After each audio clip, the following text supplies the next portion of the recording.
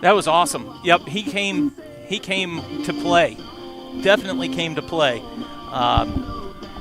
Blake, there was some struggles there early on from Blake. But you know what? He has come down and, really showed what he had, what he was made of on Saturday.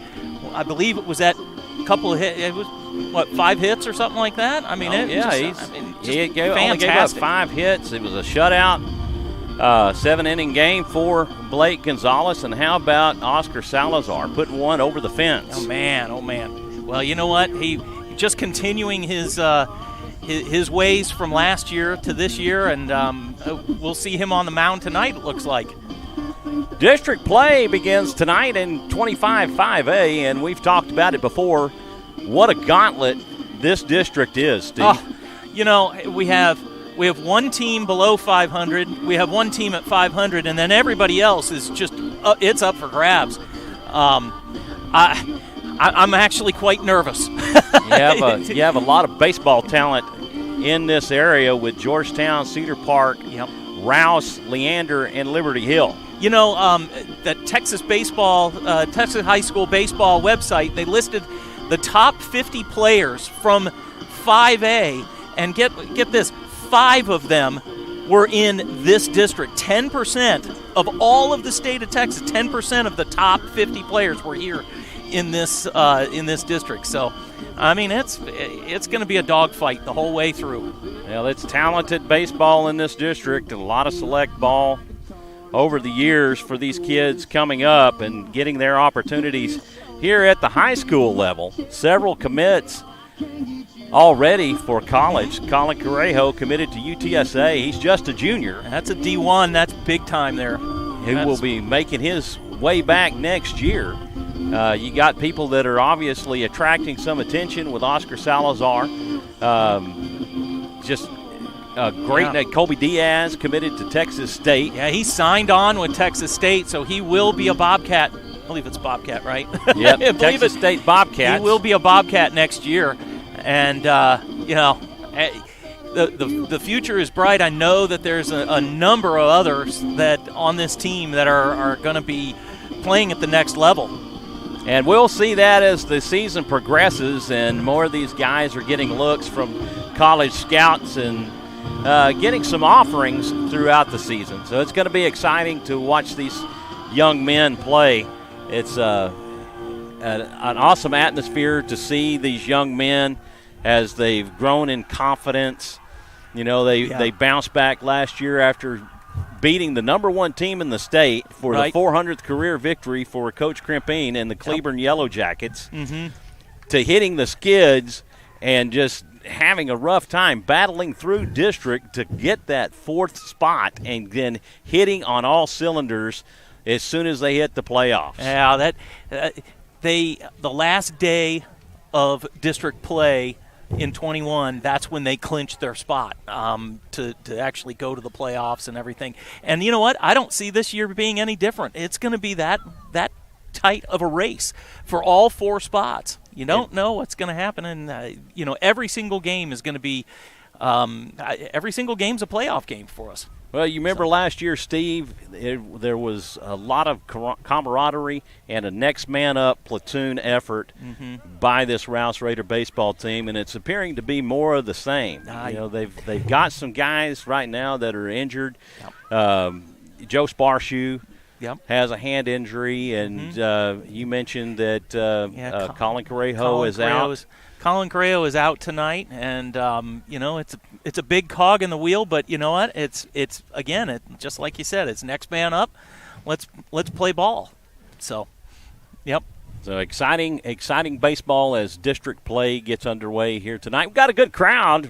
Rouse filling up the stands on their side here at Leander. Both these programs are storied schools now. Oh, absolutely. Leander, of course, being the senior school in the district. It was Leander, and then Cedar Park came along. Okay. And then a little later, Vista Ridge came aboard. Yep. And then Rouse came aboard. And then Vandergrift came along the second year that Rouse was in inception. And then we have Leander Glenn? Then Leander Glenn came on as high school number 6 and high school number 7, slated to be in the future. That team will be in North Leander there at 29, and Ronald Reagan is where it's projected to go in. So getting ready to introduce the lineups tonight. Your Rouse Raiders leading off will be Rainer Heinrich at second base.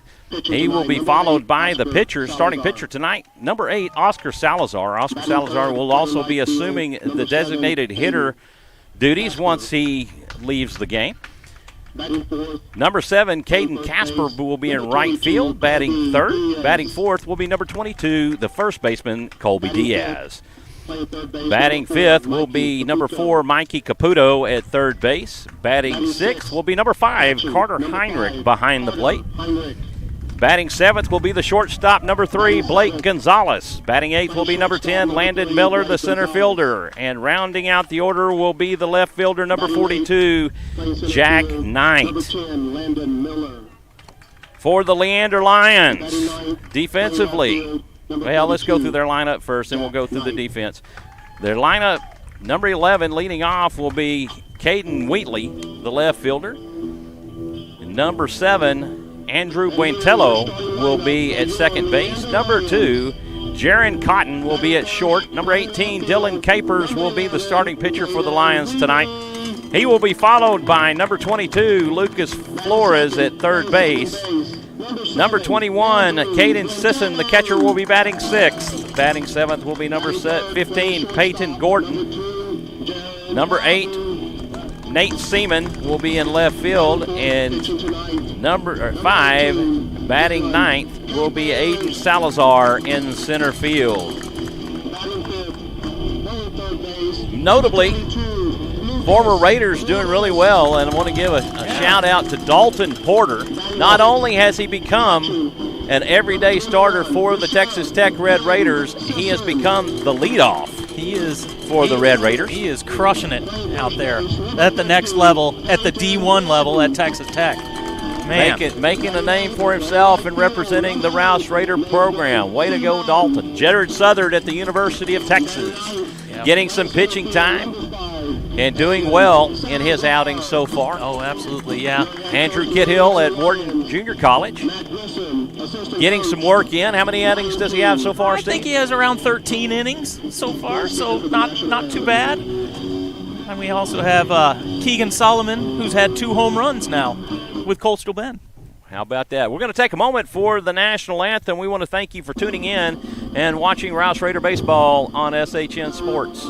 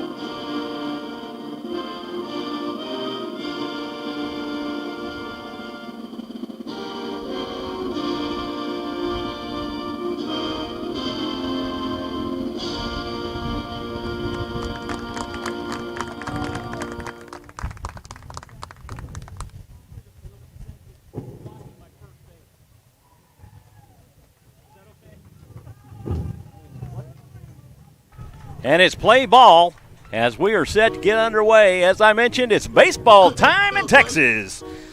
As we're set to get underway here at the Diamond at Leander. This is more what it's like. The time change is taking effect, and we've got a lot more. It's set in, and we've got some light, and we're going to play in the twilight here. And it's just this is exactly what we want. Beautiful, beautiful words. It's baseball time in Texas, I tell you what. Mark Holtz made them famous with the Texas Rangers opening his broadcast. And you go to Globe Life Park, and you will see the big sign posted. It's baseball time in Texas there. And definitely want to give Mark Holtz, the late Mark Holtz, his due. Rest in peace. Mark, great guy, passed away from cancer back several years ago. A wonderful, wonderful man to listen to present the game of baseball. Mark Holtz and Eric Nadell teamed together for many years for the Texas Rangers. One when WBAP Radio lost the broadcasting rights and KRLD took over the rights. Mark Holtz went to TV and worked with Tom Grieve in broadcasting Texas Ranger baseball. So I spent many nights listening to those old AM radios. Oh, yeah. I remember that. Listening to Ranger baseball growing up, and it was near and dear to my heart. And some great calls by Mark Holtz as he had Eric Nadell, Nolan Ryan, Kenny Rogers. Perfect games and no-hitters. Oh, yeah. Man. Well, we're set to get underway as Rainer Heinrich will come to the plate as he gets ready to open up district play here tonight. Dylan Capers on the mound, a tall right-handed pitcher. From the windup, he delivers down and away for ball one. And we are underway in District 25-5A. 1 ball, no strike count for Heinrich. He takes for ball two. Dylan looks on these first two pitches. It looks like he's got extreme movement on his fastball. Very live fastball. The 2-0 pitch, that's a letter-high fastball in for a strike. Even that had pretty good movement there.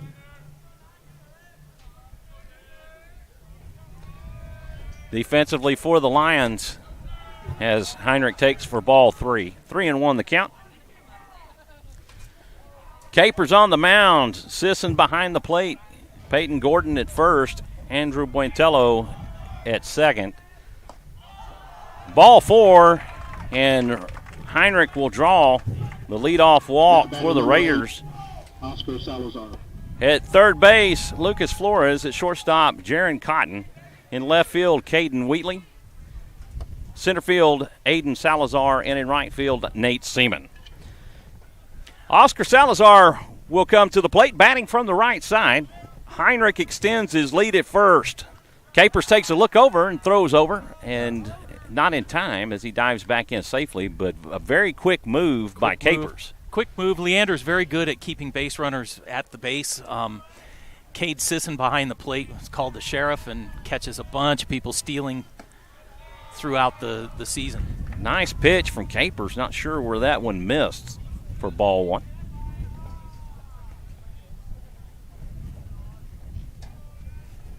We want to thank everybody for tuning in and watching Rouse Raider Baseball on SHN Sports. I'm Michael Francis. He's Steve Kithil. Throw over to first, not in time as Heinrich dives back in.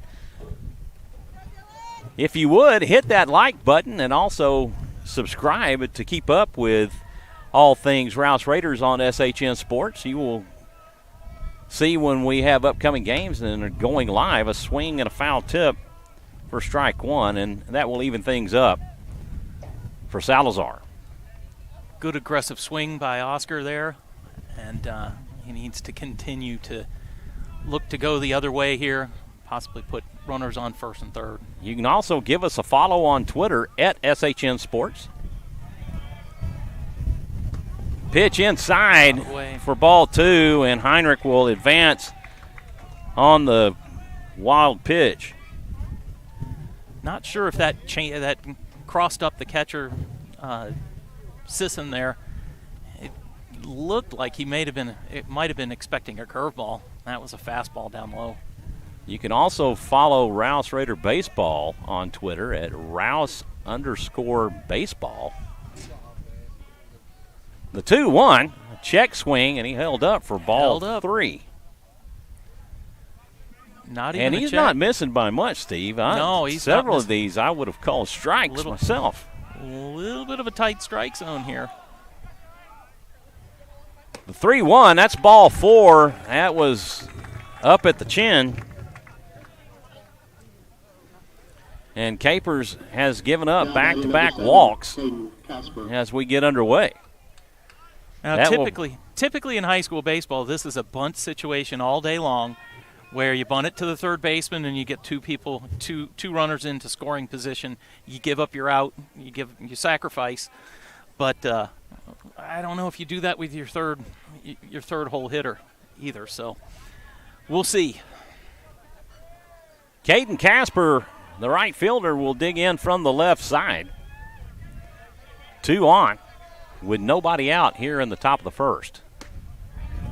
Fastball in for a strike.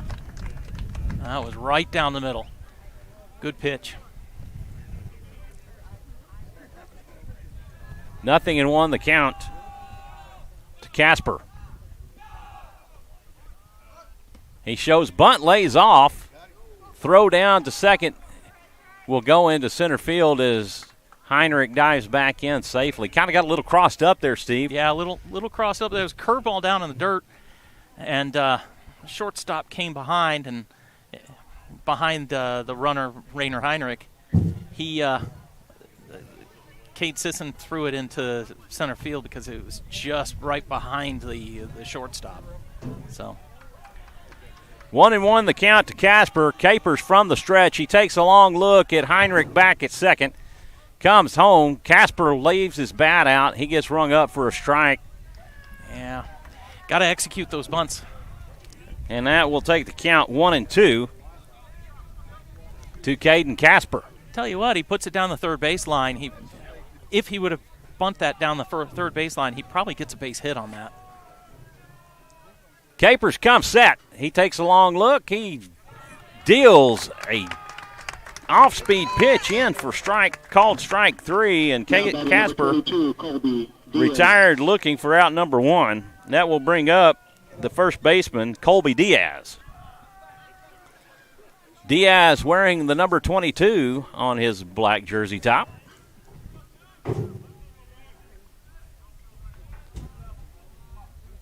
Looks like the wind is blowing straight in from left field today. No help. It will give no help. It will actually knock the ball down. Coming out of the south, a breaking ball down and away for ball 1.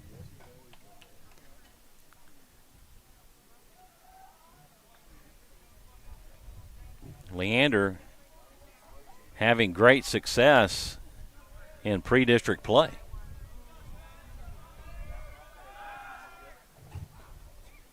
At one point, they were 7-0. Yeah, I think they were 9-0. And 9-0, yes, they were 9-0. They were 9-0 coming into Saturday when they had the doubleheader versus Vista Ridge. That pitch in for a strike, and that will even things up at 1. 2 on with 1 out. Runners at first and second for Colby Diaz. Sun beginning to set in the west.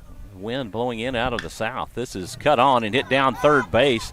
This is going to get away. That's a tough play from Lucas Flores. That's and a tough play. The bases are now loaded for Mikey Caputo. I'm interested in how Mr. Francis is going to score that one, because that ball was hit hard. It was pretty deep in the hole and a bad hop. I'm going to give it a base hit and not credit him with an error. And but it looks like their official scorer has ruled it an error. Oh, that's a tough error. We'll call that an E5. That's not a hometown call right there. That is fouled off, and wow, that went way foul. If that would have gone straight, that might have gone to the fence out here. A long strike 1. He got a good, they call it good wood, but there's no wood in these bats anymore.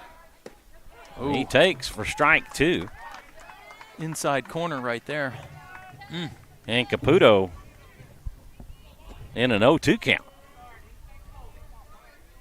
Raiders with an opportunity to here at least get one on the board. The 0-2, this is hit foul down the right field side. And the count will remain 0-2. This is the at-bat where the Raiders can do a lot of damage with one out. Fly ball will score the runner. Just gotta get there. Oh, good. This is hit down the left field line. This is going to score at least 2. And he is in safe as Diaz slides into third. The throw not in time as Mikey Caputo will come up with a 2 RBI double here in the top of the first. Now batting number 5. He pulled that curveball right down the line, and Colby Diaz was right on it, hustling to third base. Runners at second and third for Carter Heinrich. I'm unsure what the umpire is talking to Coach Krempine about. Maybe it's about the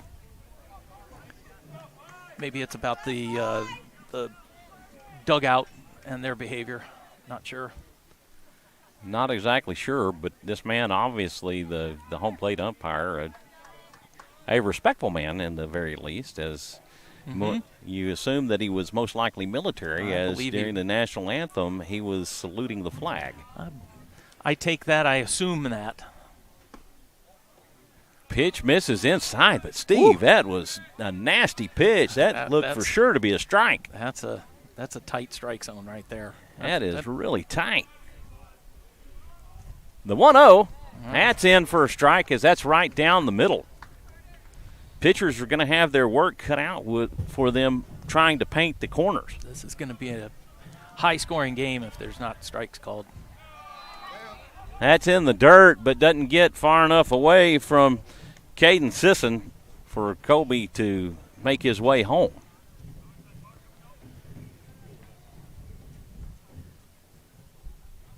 Two balls, one strike count to Heinrich. The 2-1 delivery. Wow, I tell you what, Steve, I don't know. That might have been outside, but it looked close. That was. I'm going to agree with the umpire on that one. Okay. What do you think? Well, I'm gonna defer to you, my friend. That's a ball. That pitch down and away for ball 4, and Capers has given up 3 walks in this inning. Now batting number 3, Blake Gonzalez. The shortstop, Blake Gonzalez, is going to make his way out. And we have a courtesy runner for Carter Heinrich, our catcher. Looks like that's going to be Walsh. Sam Walsh. The fleet of foot, Sam Walsh, and the bases are full of Raiders with only 1 out here in the top of the first. A lot of baseball yet to go, Steve. Yep. The Raiders have to capitalize when the opportunity presents itself, and this is definitely a presented opportunity. Base hit will go a long way here. First pitch offering to Gonzalez, he takes for strike 1.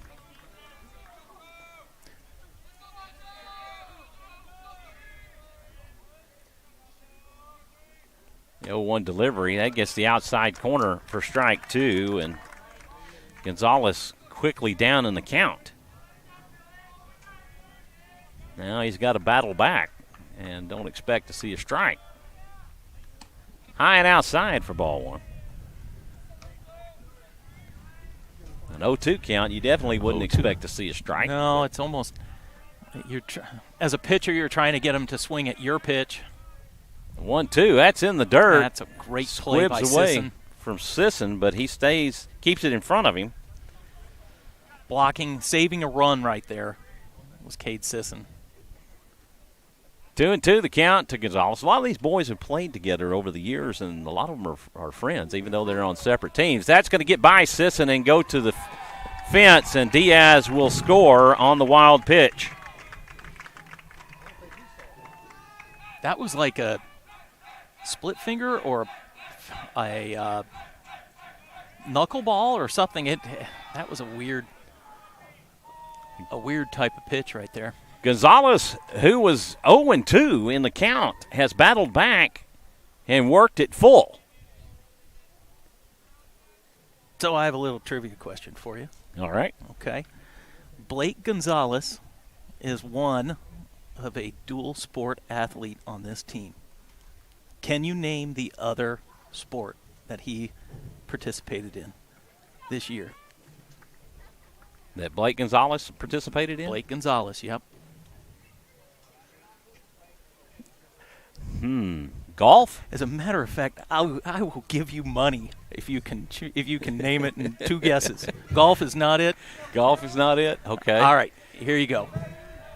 He participated, and he went to the national finals of cheerleading. Oh, my goodness, really? The Yep. payoff pitch from Capers is low for ball 4. And Capers has walked his 4th batter.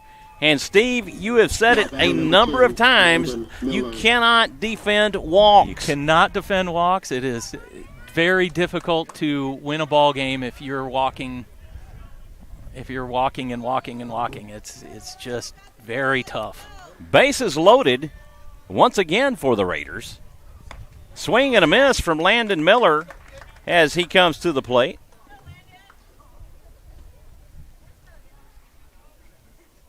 Miller representing the 8th batter in this inning. Swing and a miss on a little high cheese on an outside fastball for strike 2. Jack Knight on deck. Coach Crimpine calls time, and he wants to talk with his center fielder. And I'm getting texts from my son, Andrew. He's saying that Capers is committed to going to Western Texas next year. okay, we've had several go there. Yeah, from Daniel Rouse. Norris is going there right now and pitching for them, and Adam Alexis from Leander also went there. The 0-2 pitch, that's cut on and hit into left field. That gets underneath Lucas Flores, and that will score Mikey Caputo. An 0-2 single for Landon Miller. Batting number 42, Jack Knight.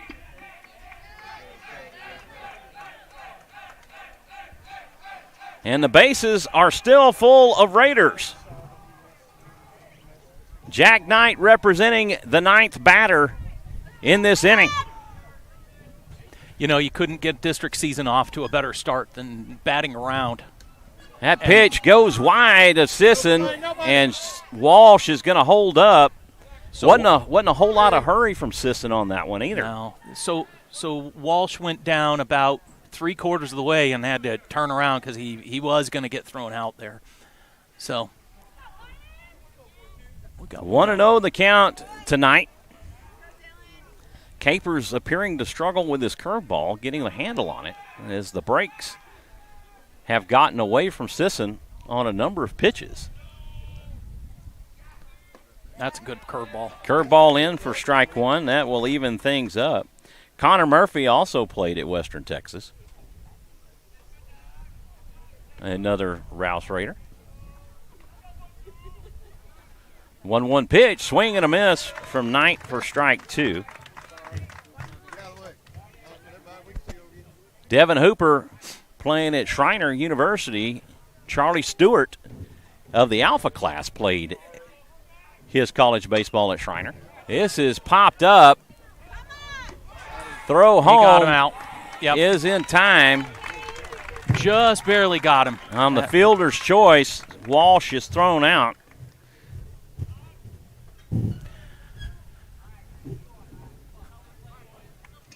Walsh was running for Heinrich. Batting number 9, Rainer Heinrich. That's going to go 3-2 on the putout of Walsh. Another Western Texas Rouse connection is Lance Little, of course. Lance Little having success too. Heinrich takes for strike one. Heinrich with his second appearance in this inning. He takes for ball one. That will even things up. Bases loaded with 2 outs. Raiders leading this one 4-0 over Leander here in the first. Capers comes set. He delivers a breaking ball low for ball 2, and that was a little bit on the. That's tight. That's a tight strike zone right there, man. That's one thing you mentioned with Andrew at the next level. And see, there he goes with the fastball at the same height. That time he calls it for a strike. That will even things up 2-2. Deuce is wild for Rainer Heinrich. 2 balls, 2 strikes, 2 outs. Heinrich ducks and all right. will draw ball 3. So 3-2, 2 outs. The base runner should be on their horses. Moving on the pitch. As they say, wear it. That would have been a run. That would have been a run, yeah, and an RBI. Yeah, there you go. The payoff pitch. This is swung on and hit deep to left and goes foul. And the count will remain full. Rainer Heinrich showing a little power there. He does have 1 home run on the season already.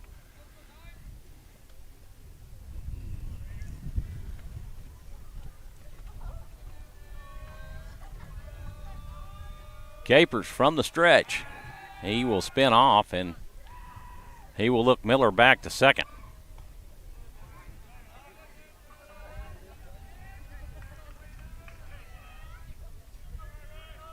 Nowhere to put him.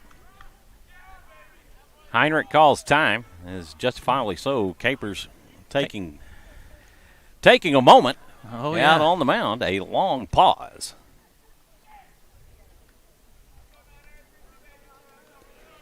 Big situation here, big pitch.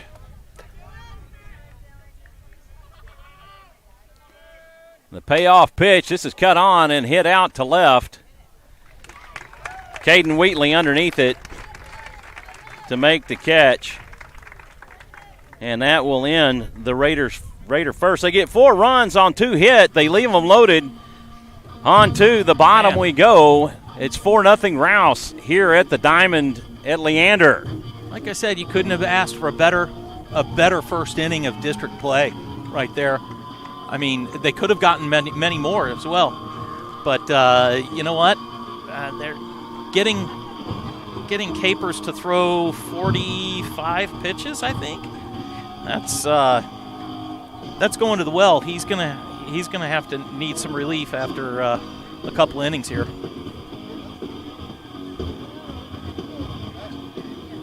In district competition, each team plays twice. It's a home-and-home series. They'll go through all the teams in the district and then do it a second time. Yeah, that changed. Actually, that changed last year. 2 years ago, we would have 1 week where we'd have Leander week, and then we'd have Cedar Park week, and then we'd have Glen week. And that was by design so that you couldn't throw your ace against each.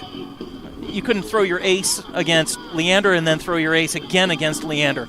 But they changed it to a round-robin format, and you could go against the ace twice. I mean, if coaches it worked out that way. If coaches worked it out that way, they could necessarily do it. I mean, it's not impossible to do. Well, Rouse is going to get their turn here with this umpire, and so this is going to have to figure it out. It's definitely not going to change.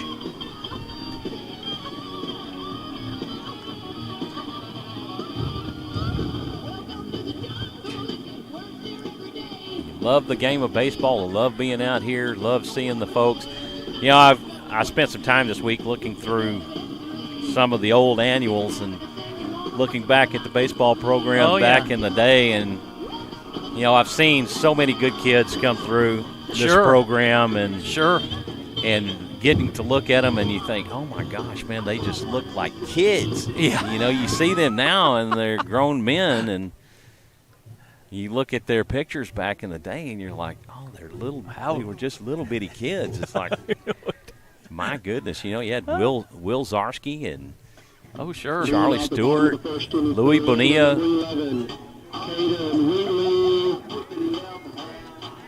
Colton Matthews, Hunter Lansford, Ronnie Holman, Taylor Ward, Tyler Somerville, Trey Taylor, Kyle Jacobs, Austin Jacobs, Roberto Martinez, Colton Karumpai. Many names of the past for the Rouse Raiders. Oscar Salazar will deal high for ball 1 to Caden Wheatley, leading off here in the bottom. That is a tight strike zone. And even that pitch could have been called a strike. I've seen it called a strike before. The 1-0 delivery to Wheatley, that's belt-high fastball for strike 1. That will even it up. That's probably the top of the strike zone today. Not going to get much of a higher strike called. The 1-1 pitch, a breaking ball stays high for ball 2.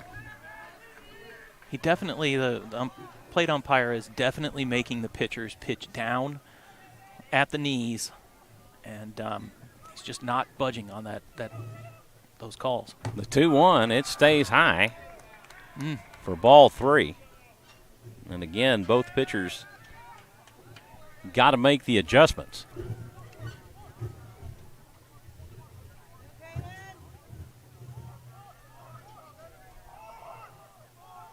Salazar comes set. The 3-1 pitch, that's high for ball 4. That's just not going to be called. Now batting number 7, Andrew He's got to get that ball down around the knees, mid thigh or lower. Right now he's kind of high with those pitches. The second baseman, number 7, Andrew Buentello, will come to the plate. 1 on with no outs here in the bottom of the first for the Lions. Jaron Cotton on deck. First pitch offering from Salazar. It's in there for a strike. A little breaking ball for strike 1.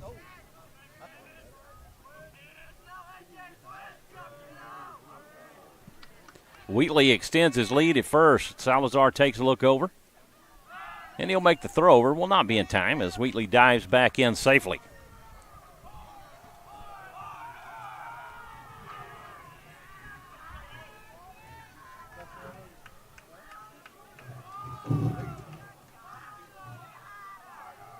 The 0-1 from Salazar. That's cut on. That's nice play by Colby Diaz. Wow. And he will take it himself. That will be a 3 unassisted on the putout of Buentello, but he did what he needed to do. He moved Wheatley over as there was no chance for a double play. Very smart baseball by Colby Diaz to not try to force it and make that throw to second and not get an out at all. Colby showing off a lot of athleticism right there. 1 on with 1 out. Nice pitch. Jaron Cotton takes for strike 1. Nice little breaking ball from Salazar.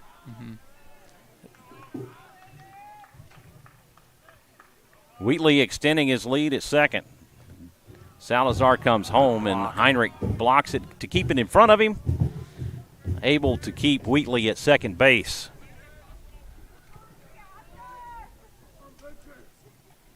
One and one, the count to Cotton. Salazar takes a look back. He comes home. It's fouled off for strike 2.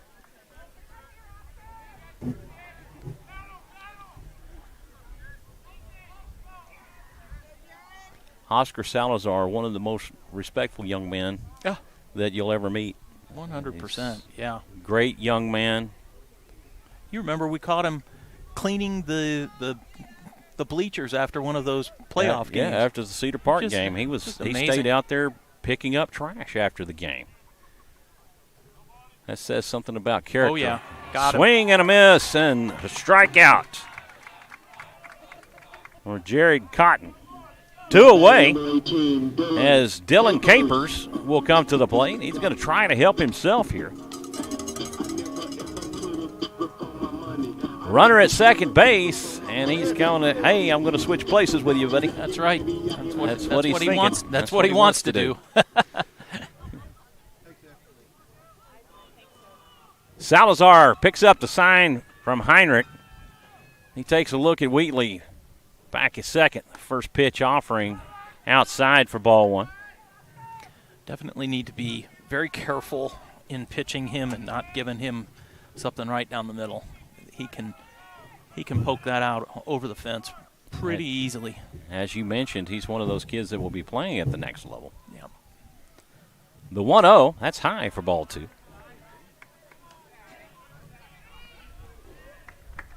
Two 2-0 the count for Capers. Lucas Flores on deck for the Lions.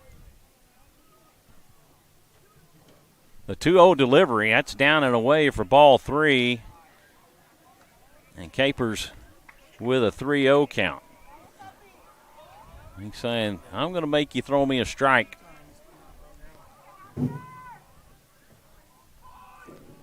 And then again, maybe this is some strategy.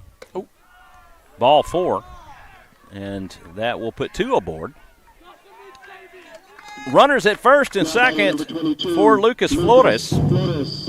Almost looked like a intentional walk right there. Yeah, you gotta imagine that Coach Crimpine is like, I don't want you putting anything in this guy's wheelhouse. Yeah. You're not going to beat us with one pitch. You're not. Other people are going to have to beat us, not Dylan Capers at the plate. So, and he's going to come out for a mound visit here. He's bringing everybody in. So this isn't a visit to settle Oscar down. No. This is a visit to talk strategy and tell him how he wants to play this guy. He's got a lefty coming to bat. You got runners at first and second. Yeah, 2 outs. I can only imagine that he's talking about possibly a double steal here or something of that matter. Definitely wants Oscar to throw strikes now. Little Jeopardy music going on. That's not a mound visit of, oh, well, you walk somebody, you know. Right. Because I'll guarantee you he doesn't have anybody in the bullpen getting loose. Oh, no. No. Not the time. Number 22, Lucas Flores digs in from the left side. And he has runners at first and second with 2 out. Salazar, plunks him on the shoulder. Well, that's not what he was hoping for. And that will load him.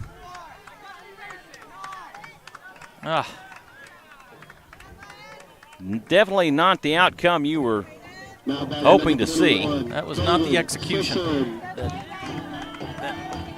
Coach Crimpine expected there. Both teams have loaded the bases in their halves of the first.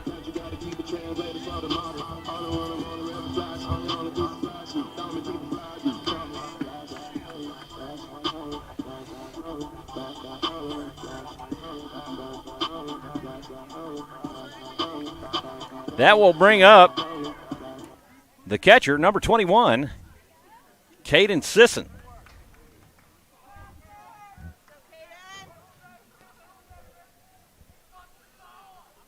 Salazar picks up the sign from Heinrich. From the stretch, he deals. That's high for ball 1. Needs to find the zone again. Got to find that zone. You got 2 outs. And you can get him to put it on the ground. You have an out at any base.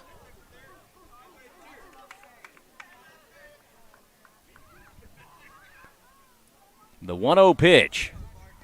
It's in the dirt for ball 2. Yep. Having trouble finding that strike zone, and it's not that big tonight, as we've said. So gotta get your groove back. Twilight time here in Leander. It is beginning to drop in temperature. The 2-0. There it is. That's in for a strike, a belt-high fastball. And that'll help to give a little bit of confidence back to you. Yeah, I can hit that strike zone. Yep.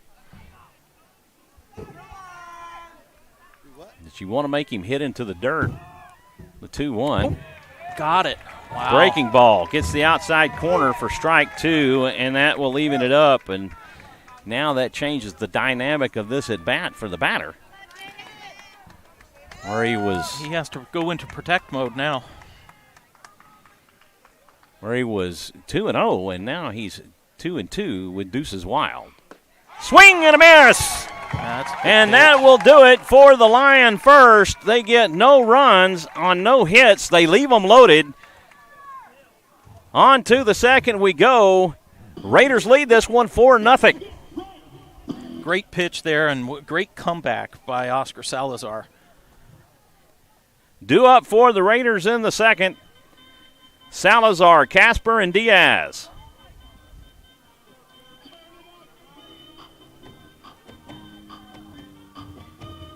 I think you and I have already heard this song once tonight. They obviously like this song here in Leander. It may be Dylan Capers' walk-up pitch song or something. Who knows?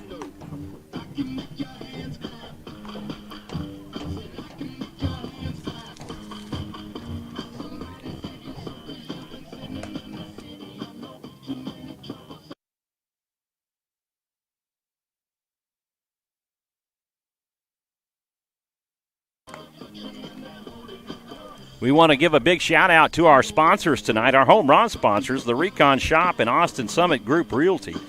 Does your vehicle have hail damage from the April 15th hailstorm? You still have until April 14th to file your claim. If you need help filing a claim, the Recon Shop at 512-290-4245. We would love to walk you through the claim process. Even if you don't have hail, the Recon Shop also specializes in minor dents, door dings, creases, other larger dents that do not require paint. For before and after views of what all we can do, visit our website at www.thereconshop.com. Another big shout out to the Austin Summit Realty Group for their sponsorship of Rouse Raider baseball. Yeah, the Realty Group has been with us since our state run, I believe, and maybe even a little bit further than that. The Recon Shop, too, was and the with us Recon last Shop, year. too, yeah. Very valuable members of our Rouse family here. Capers back on the bump for the second. First pitch offering to Salazar as he kind of giggles this one off as he takes for ball one. 1-0 the count. That's a great curveball. Great breaking ball from Dylan Capers for strike one.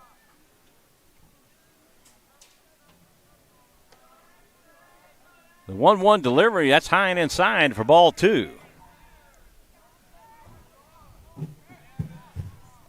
Oscar showing a lot of maturity and composure at the plate. The 2-1 delivery, that's inside for ball three. That's a tight strike zone. Oof. I don't know, that was inside. Oh, you think so? Okay. I agree with him on that one. There you go. I'll definitely get a right-handed batter's view of it from my location. 3-1 pitch. That's a belt-high breaking ball for strike two, and the count goes full.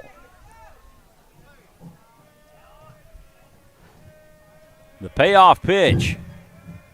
And that gets him on the shoulder. He's like, if I'm going to give a ball four, I'm just going to get him on the shoulder and send him on his way.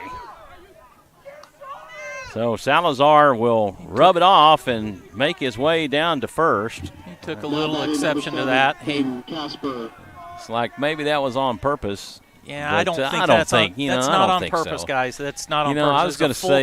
I was going to say this about Capers is showing his maturity because he's not showing frustration on the mound because he's not getting the calls. Right. And pitchers, you could see when they get frustrated.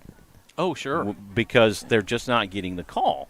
And Right. he's just doing a journeyman effort out there and keeping his composure, even though the calls aren't going his way. The calls aren't going his way. Well, Caden Casper will dig in from the left side. Casper caught looking. ball A throw over to first, and that's going to the fence, and Salazar is on his horse and rounded third. Coach will hold him up. And he picks up 2 bases on the E1 throw. Yeah, that ball was in the dirt there. So, I believe Leander is asking their infield to come in now. So really, what we need is a fly ball out to the outfield or a hard hit ground ball. Oh, squeeze. Miller shows bunt, lays off for ball 1. Did he call that a ball or a strike? I believe it was a ball, and the scoreboard indicates as much. Saw the And I don't umpire's think- hand go up, but it was his left hand. I don't think Mike Aleppa's running the board tonight. Nope. Curveball drops in for strike 1, and that will even it up. Another nasty curveball by Capers. 1-1 the count to Landon Miller. Pitch down and away for ball 2, and that definitely was the right call, as that was below the knee. Yeah. 2-1 the count to Miller. Pitch from Capers. That's exactly That's what hit we out needed. to center. That could be a sac fly. The catch is made, but Salazar is going to score on the sac fly off the bat of Landon Miller. I mean, Caden Coot Casper. Exactly what Caden Caspar wanted to do was get once Oscar Salazar got onto third base with no outs, you got to get that run in somehow, some way, and good at bat for Caspar there. Colby Diaz digs in, and he's going to get hit too, and that's the second batter to get hit in this inning. Now, let me also throw this out. That was a curveball that got away from him. Again, not anything intentional whatsoever there.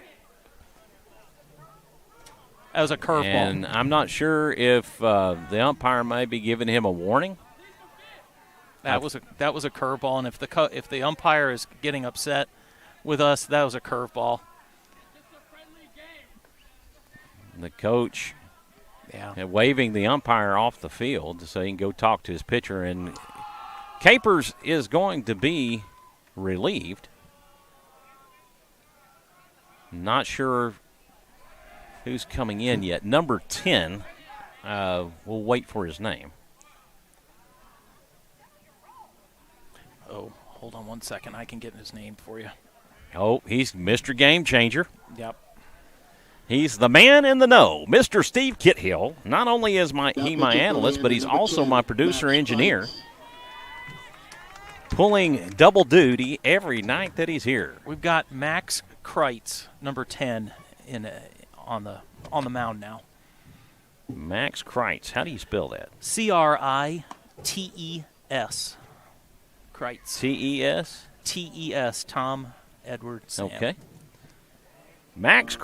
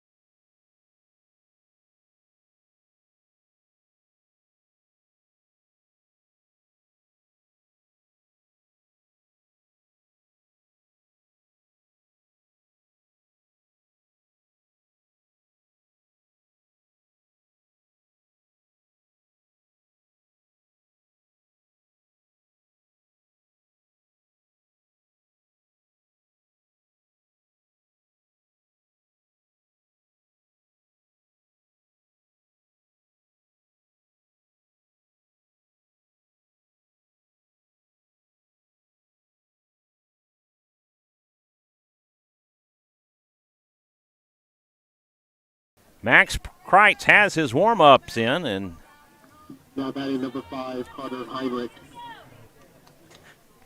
well, that is not right. What? He said number 5, Carter Heinrich, Yeah, but it's definitely it's Mikey Caputo. Mikey Caputo on the.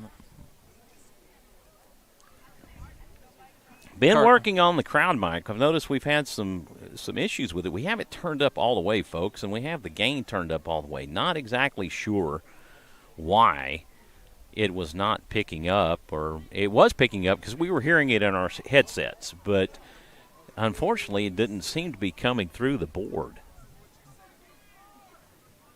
It shows that it's producing on the OBS, but we're trying to work that bug out, and so that it doesn't sound like we're enclosed in a room. We're actually outside tonight. We're in the stands. Enjoying the nice Texas weather. Caputo takes for ball 1.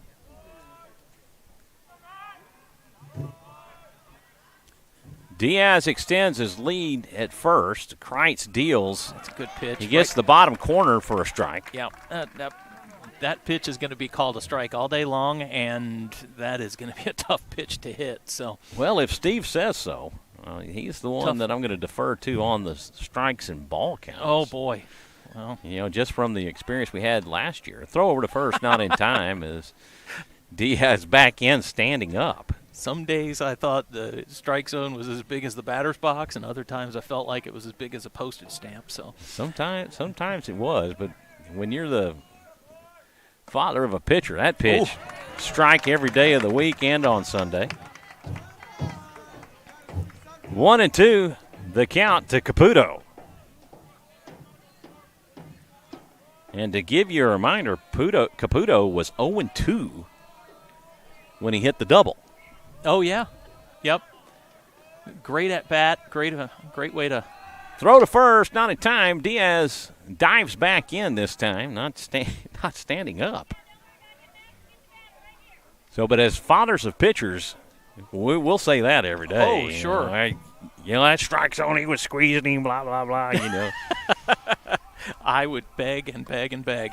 Check swing and a miss. That goes into the outfield. Not sure if he was able to check. Yeah, I did not see him rung up, so we'll see at the home plate umpire. And he said he peeled to, and that's the tough part about it, is the other umpire is playing the left field side of the pitcher. So it's not easy to see on a check swing. You're appealing to him, but when the first base umpire is on the first base line and there's nobody on base, then it is okay. But it's the 2-2, this is popped up and playable. Buentello waves Gordon off and makes the catch Now batting for out number 2. Heinrich.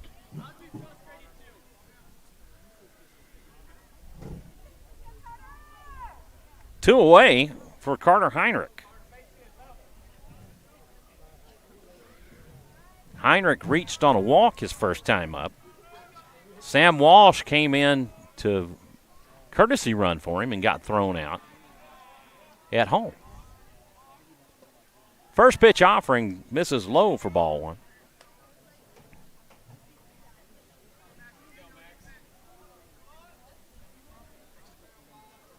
Two out with 1 on. Colby Diaz at second base.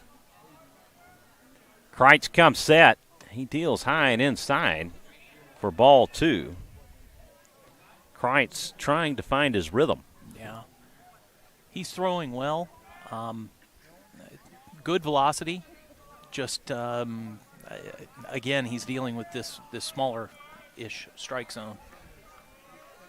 The 2-0 pitch. That's going to be a strike. That's a belt-high fastball for strike 1. That'll take the count to 2-1.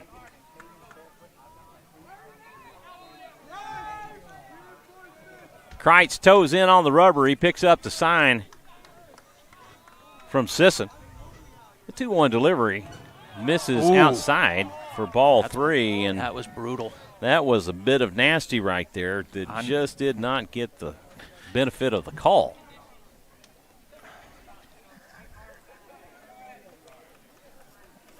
tough ball to call. To call it a ball that's a tough.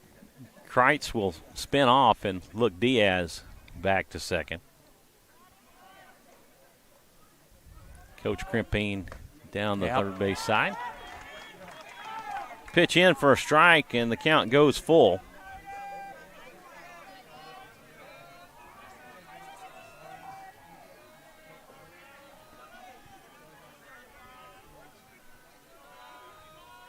The payoff pitch from Kreitz, that's in the dirt for ball 4. Oh. Diaz down to third, and he slides in safe, and the throw goes wild, and Diaz will pick up a double steal. Now, where I'm a little bit concerned about, and if I were the Leander coach, I would come in and say that Carter possibly interfered with the catcher there. But it was not called, and they are not going to appeal it or anything. So, okay, we'll take it. Raiders take the lead, 6-0.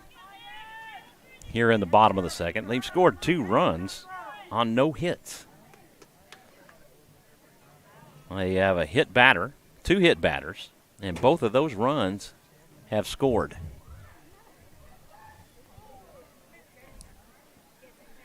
Yep. Cannot defend the against walks. the free pass, and we saw it last year, and we were victims of that. Well, we were victims of it, but you know what? In the first game against Dripping Springs, it was a walkathon, right? Where Dripping Springs just could not find the strike zone for us, and we ended up winning that. I don't know, 11-1 or 15-1 or something like that. So, and what a challenging game that second one was. That second one was a 4-hour game. 14 innings. You know, Michael, I don't know that there was a better baseball game that I've ever attended than that 14-inning marathon. That was, well, I don't know. That Cedar Park game at Georgetown was. That was another. That was right a special up there night. Too. That was a special night.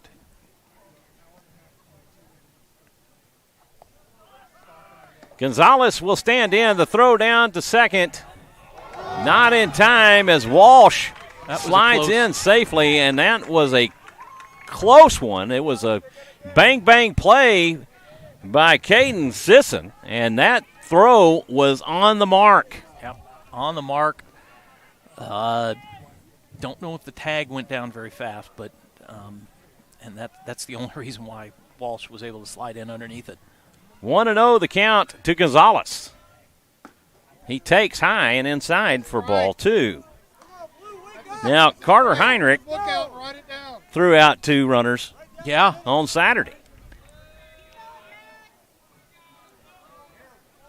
He was on target. 2-ball, no strike count to Gonzalez. Kreitz deals. This one's fouled off down the right field side for a long strike 1.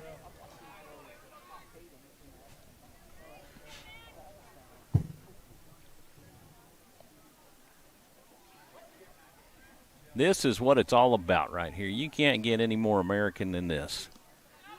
Pitch down and away for ball 3.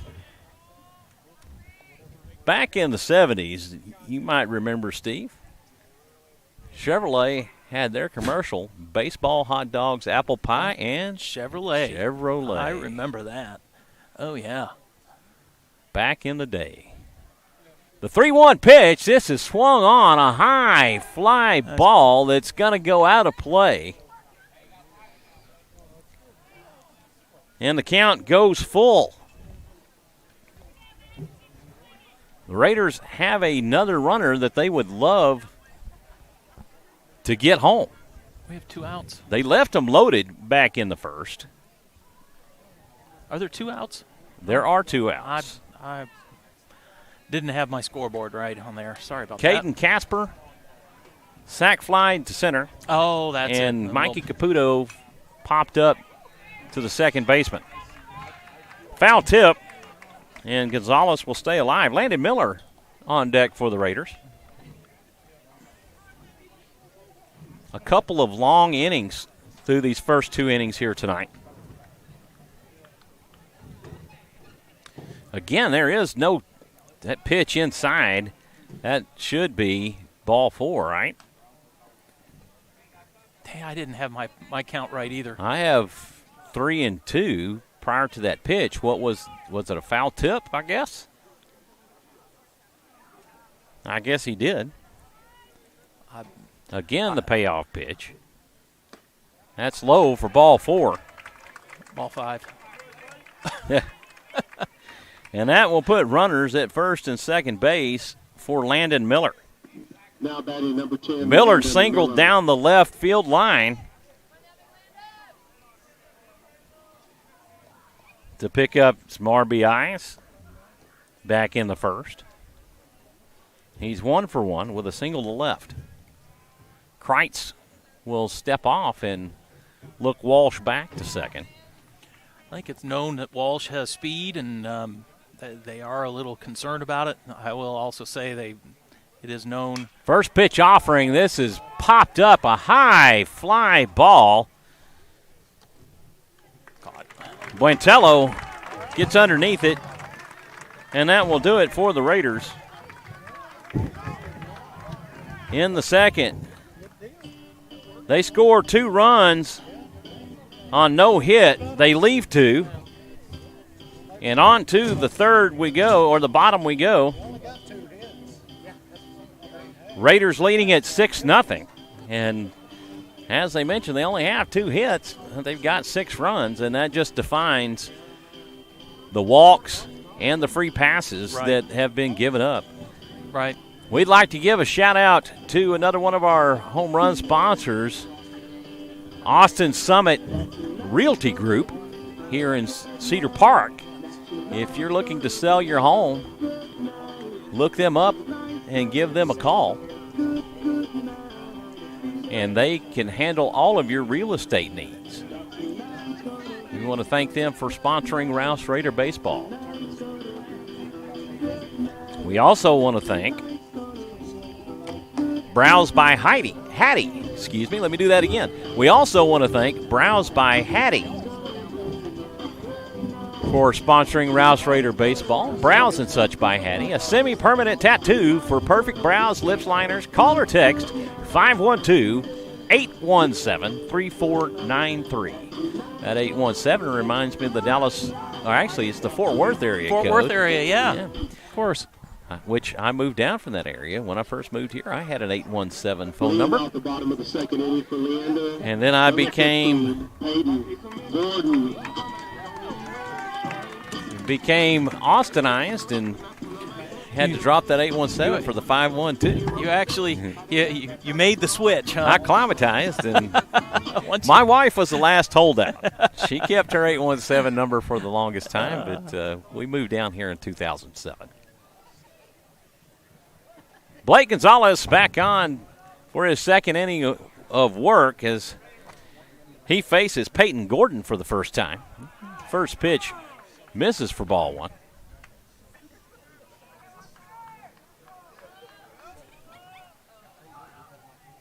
Gonzalez pitching from the stretch. This one's cut on and hit up the middle to Gonzalez. Gonzalez has it to throw to first.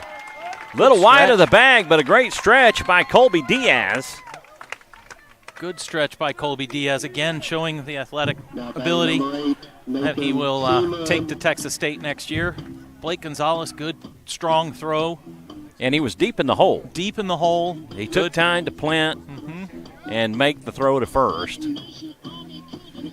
That will bring up the right fielder, number 8, Nate Seaman. First pitch, slider down and away for ball 1.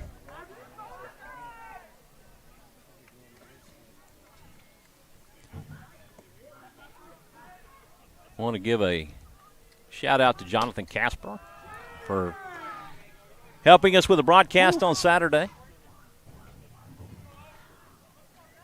2 balls, no strikes to Nate Seaman. Nobody on with 1 out here in the bottom of the second. Beautiful, beautiful pitch as Salazar paints that inside for strike 1. Yeah, it was clutch of Jonathan Casper to help me out and fill in.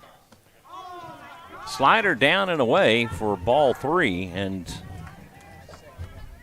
obviously pitchers are going to have to work to get that outside zone. They've got to make that adjustment. At times, Capers seemed like he was doing that. The 3-1 delivery, this is cut on and hit foul down the right field side, and that will work the count full. Number 5, Aiden Salazar, the center fielder, on deck for the Lions.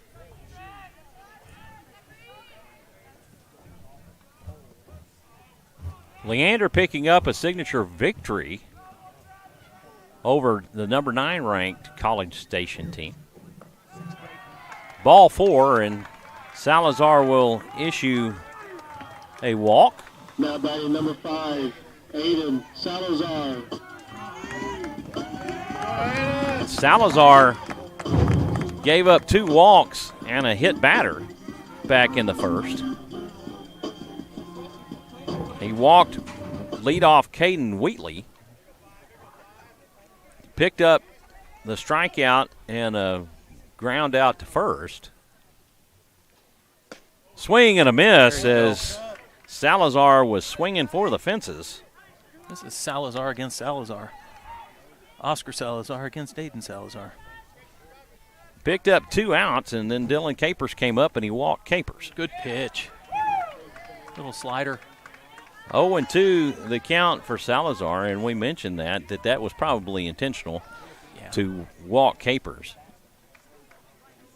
and not have him hit away. Pitch in the dirt, and that's going to get away from Heinrich, but it's going to bounce back to him, and that will advance Seaman on the wild pitch.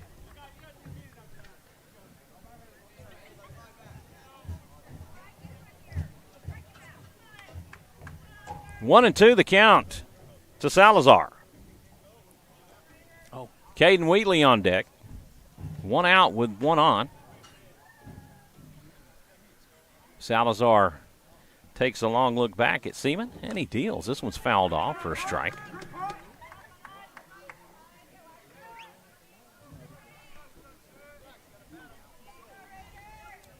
Well, I say for a strike. He already had 2 strikes on him, so he's staying alive. So it's 1 and 2 the count to Salazar.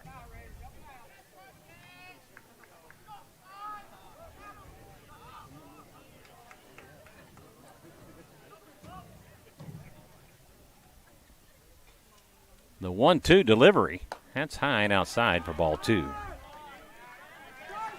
That will even the count up at 2-2.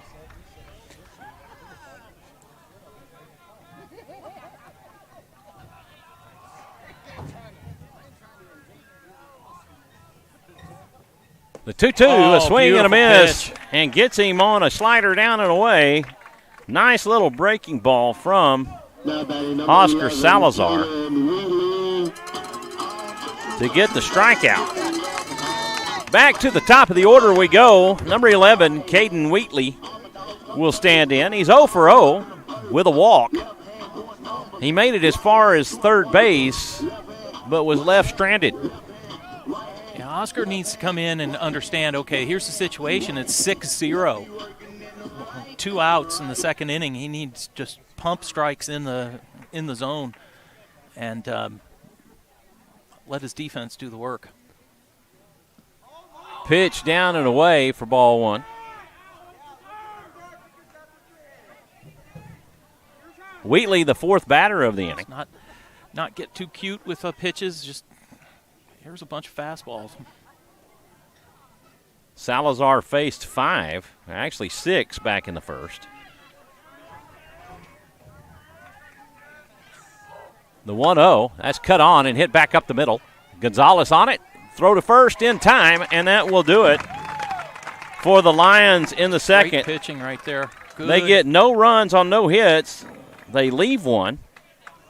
After 2 complete, it's Rouse 6, Leander nothing. That will go 6-3 on the putout of Wheatley. And just to keep you informed, other than a hello, Mr. Rouse, how are you doing? I'm blessed and highly favored. Well, we appreciate you all being here another year. Well, thank you, Mr. Rouse. We appreciate you being here another year. Y'all getting closer to the last year. No. Pretty good ball club this year. Yes, sir. We have a good ball club this year. Yes, sir. We definitely do have a good team this year for sure. So just great to see these kids. Right. Well, the umpire, he's tough to make the adjustment to. Dylan Capers has been trying to, but has really kind of struggled to find it, and got run from the game in the second inning. So, well, you got Cedar Park is a tough out. Georgetown is doing really well, and Liberty Hill. Yeah, I would. Yes. I would say Georgetown. They have a load of seniors playing for them. Yep. Hey, we appreciate you guys. Yes, sir. We appreciate Thank you, you, Mr. Rouse. Mr. Rouse. Charlie Rouse, everyone, making a visit with us. Always appreciate getting to see Mr. Rouse, and that's an honor. That's an honor for us. And him, I've seen him for years now, right? Oh, sure. So nice of him to stop by and visit with us. Jack Knight will lead things off for the Raiders here in the third. A big swing and a miss for a strike. Tried to go downtown without cab fare. Just can't do that. My. Max Kreitz back on the mound. He deals for ball one, and that will even it up.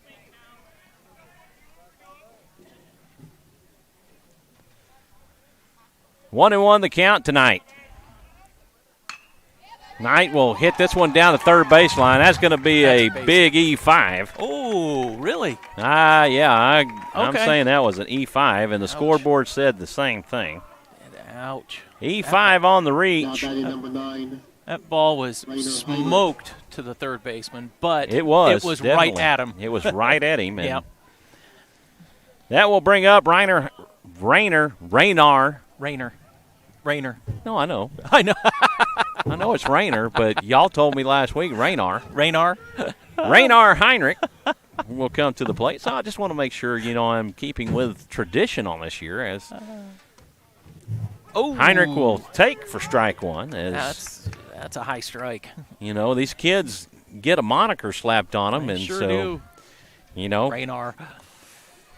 And whether it's by their own doing or maybe it's just a PA announcing the wrong name. Yeah, you never know. You never know how it is.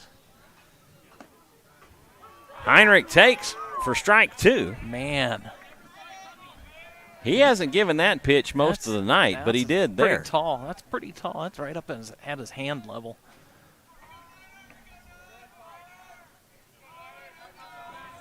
Nothing at two, the count to Heinrich. Knight extends his lead at first. The throw to home. The pitch high. The pitch. Looked like he was about to go to the backstop. But Caden Sisson doing a great job behind the plate for the Lions tonight. 1-2, the count to Heinrich. Throw to first will not be in time as Knight dives back in. Knight, another one of those fleet of foot Rouse Raiders that you had mentioned in the outfield. Oh, Rouse yeah. not hurting for speed in the outfield. The 1-2 pitch, that's high for ball two. Yeah, the outfield is world class as far as the speed goes. I know Landon and Jack Knight can both cover a lot of ground. So Kreitz will step off and reset. Didn't feel good about Knight getting a lead and then the pitch call. He's going to throw to first, and that was another one of those that's in danger and going to the fence. That'd be okay with me. Little hometown cooking there. Oh. Swing and a miss for strike three on a pitch that would have been ball three. Strikeout number Now 1 batting number 8, Oscar for Max Salazar. Kreitz. And the first out of the inning for the Raiders. That will bring up Oscar Salazar. Salazar has walked and been hit by a pitch, so he's 0 for 0 on the night. As I was mentioning when Mr. Rouse came up, when he gets to district play, and pitch misses inside for a ball, you play the full 7 innings, but there is a run rule if you can rule a team at 10 after 5. But other than that, there is no time limit. You will play all 7 innings. Throw over to first, not in time. Knight just gets back in safely. That was close. It was really close as Gordon applied the tag. That was 1 out with 1 on. With Oscar Salazar at the plate, he takes for a ball, and Knight is out. As Sisson throws him out, he didn't even slide. He went in standing up. Man, he doesn't. If he slides there, I think he's safe.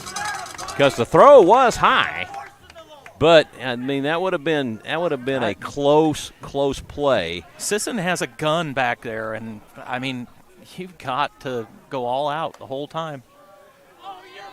Just seemed like he. I don't know. I don't know what was the thought to not slide there.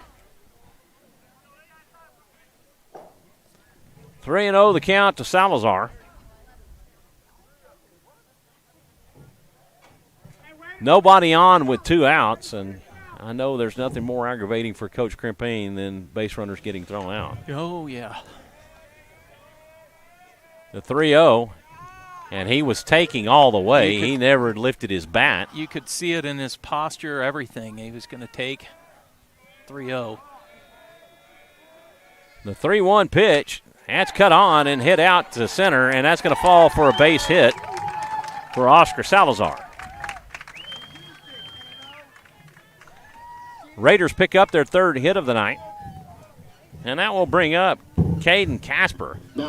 Casper with that nice sac fly out to center to score Salazar back in the 2nd.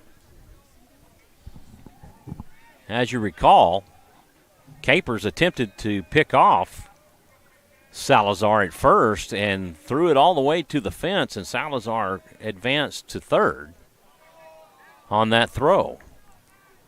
Casper takes for ball 1.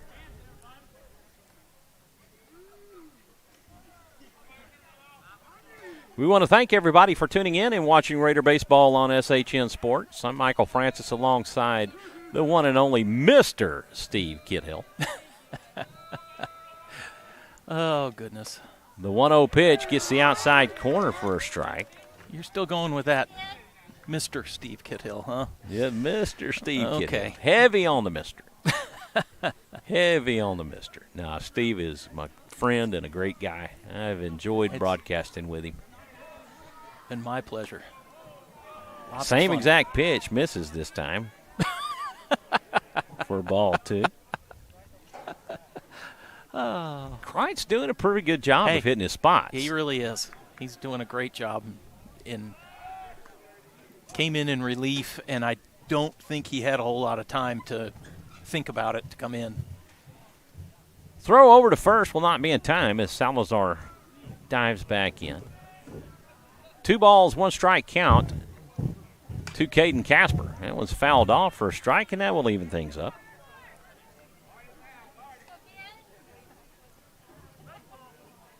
Two and 2 the count as the umpire asks for more baseballs. Colby Diaz on deck. Tell you what, this keeps up, Steve. I'm going to need some stretch time here in Leander. Me too. Uh-oh. Throw down to second, bounces into center field. Salazar was close to being thrown out, but the bad hop will get him in there as he picks up the stolen base. I thought he was dead to rights, honestly. Yeah, Sisson had him. Good. It was good, but I think what the thing was is the shortstop was covering the bag. He kind of got spooked. This one is popped up and playable. The shortstop waves him off. Jaron Cotton waves off the second baseman, Buentello, to get the out of Salazar. Well, the Raiders don't get any runs. They get one hit. They leave one stranded. After 2.5, it's 6-0 Rouse. I want to thank you for tuning in and watching Rouse Raider Baseball on SHN Sports. Michael, it looks like Rouse Raider baseball, the Baseball Booster Club will be holding a golf tournament on Thursday, March 31st. I've put the flyer up there on the screen, but definitely go to RouseRaiderBaseball.com and get your team ready. I believe it may be $150 a player, but I also know that it is a breakfast and lunch, or lunch and dinner. I know it's 2 meals in there as well. So should be a lot of fun. It's at the Crystal Falls Golf Course on March 31st. And there are prizes for first, second, third, and last place.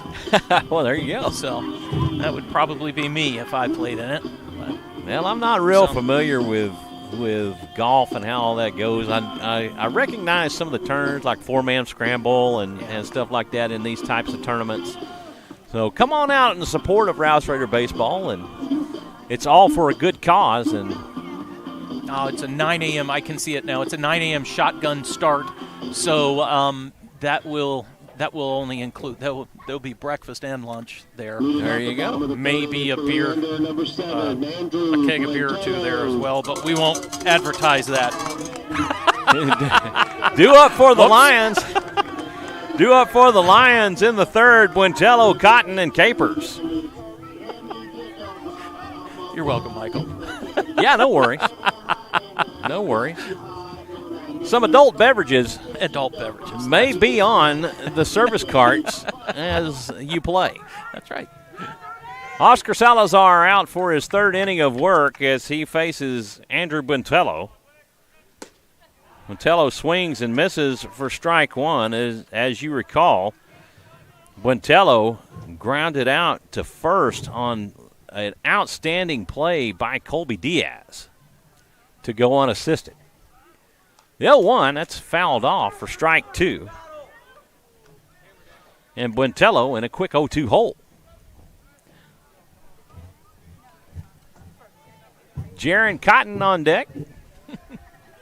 Student section in force here at Leander, and you've definitely heard them chirp away. The 0-2, that's high for a ball, and you knew that was coming.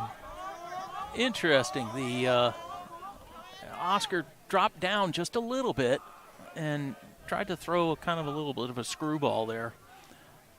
The 1-2 pitch, swing and a miss on a pitch that was tailing away for strike three. And out number one, that will bring up Jaron Cotton.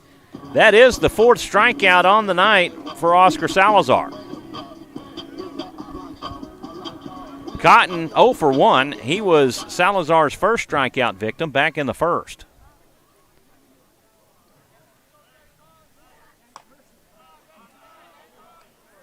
That pitch down and away for ball one. I said Capers would be the next batter, but it's Max Kreitz. That pitch fouled back out of play for strike one. No. Yeah, I guess they. So Peyton Gordon was listed as DH and first base, so Gordon is still in the game. So there is no DH. The pitchers are hitting for themselves. The 1-1, that's high for a ball.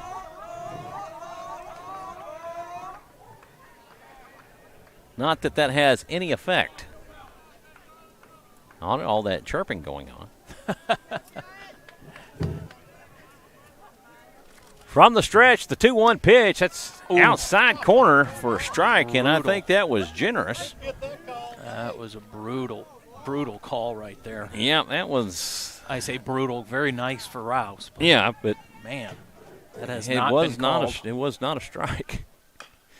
That's chopped on and hit foul down the left side, and the count will remain even at 2.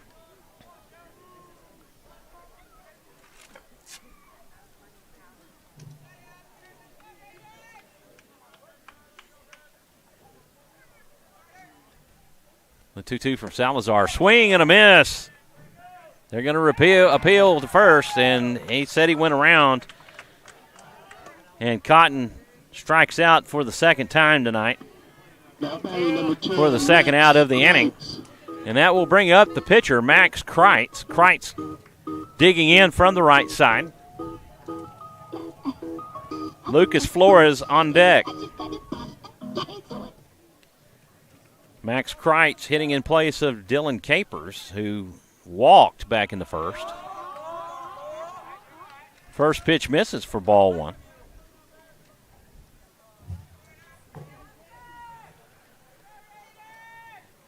One and 0 the count. Nobody on with 2 outs here in the bottom of the third. 1-0, that's outside for ball 2.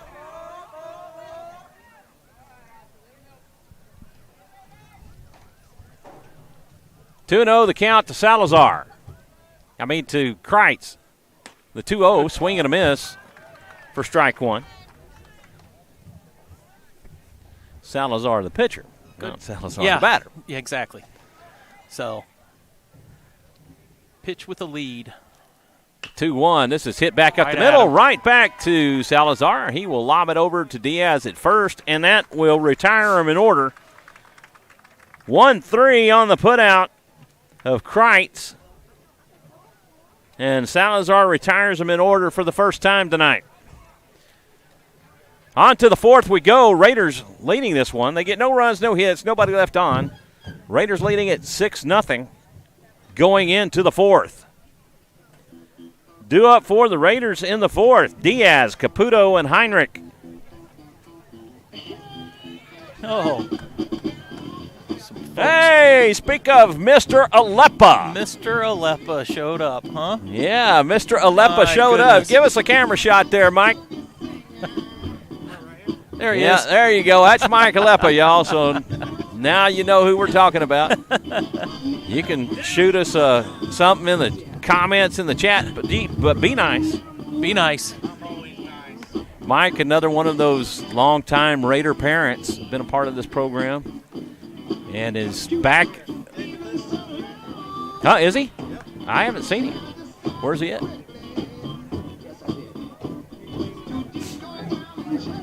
Oh, there he is. Yeah, I can't hardly see him from here, but I can see the light blue shirt. So Charlie Rouse came by and visited us a while ago, and we got to spend some time with him. I guess I ought to keep another crowd mic here just in case we have some visitors. Yeah. And we can get them on the air with us. Huh? People like Mr. Rouse, maybe Mr. Aleppa. You know I don't like to talk. That's a lie right there. You do like to talk. You may not like to talk on the mic, but you like to talk. Oh, that's great. Leading off the fourth for the Raiders, number 22, the first baseman, Colby Diaz. He faces Max Kreitz for the first time tonight. Ooh. That pitch in the dirt for ball 1.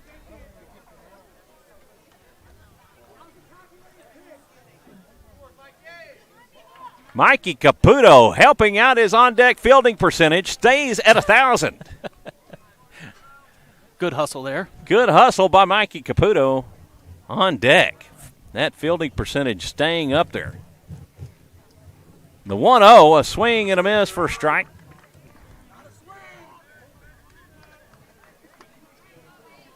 One and one the count to Diaz. Kreitz deals. This one's hit. Flores has it. The throw will not be in time, and it goes wide of the bag, and Diaz is going to go all the way to third. Oh, watch this throw. And he will hold up there. All right. He gets the hit, but he will pick up second and third Now batting number 4, Mike. on the error by the third baseman, E5, on the error. They're not crediting him with a hit, but I'm telling you, folks, that was a hit. I think he was going to beat that out. He was going to beat Definitely. that out, and That was he a did. high chopper grounder. Looks like Leander's bringing in their infield.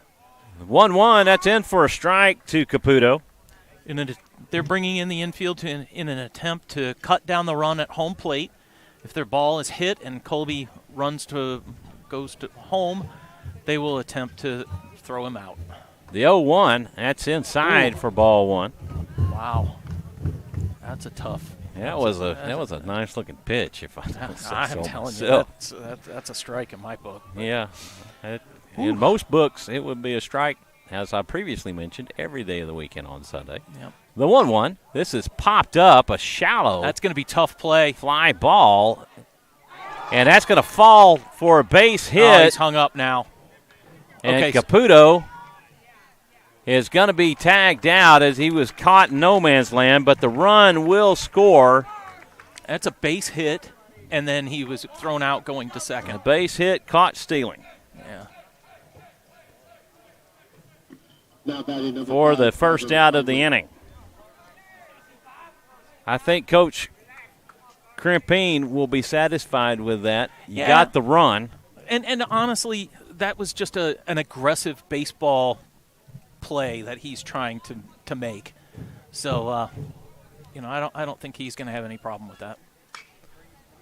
A slicing, fast, hard-hit ball from Carter Heinrich.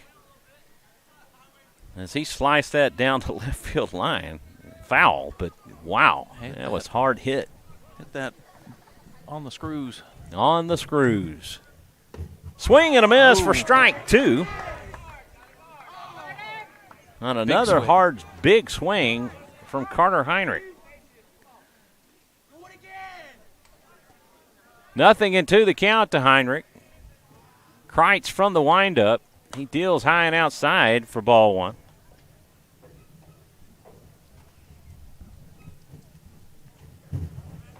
One and two the count. A storied rivalry between the Lions and the Raiders. Pitch in the dirt for ball two. Many of these kids had gone to school together when Rouse was opened. Mm-hmm. Yep. And so they swing and a miss for strike three. And that'll be two away for Blake Gonzalez. And even now, some of these kids come from Leander Middle School to Rouse. Correct. And come to Leander and to Glenn. And to Glenn. Yep. Most of them have played together on some travel summer team or maybe another sport or right. A lot of people know each other in this community. That pitch fouled off by Blake Gonzalez for strike number one. The 0-1 delivery. That's inside for a strike. Funny, you get these guys chirping, and the only thing Rouse is going to do is go scoreboard. Yeah, look at the scoreboard. Yep. Pitch high for ball one. But, hey, that's what your fan base does, right? It's what you want them to do. That's what you want them to do. That's what Exactly. you want them to do. 1-2 the count to Gonzalez. Two away here in the fourth. The 1-2 pitch, this is fouled back out of play. The count will remain 1-2.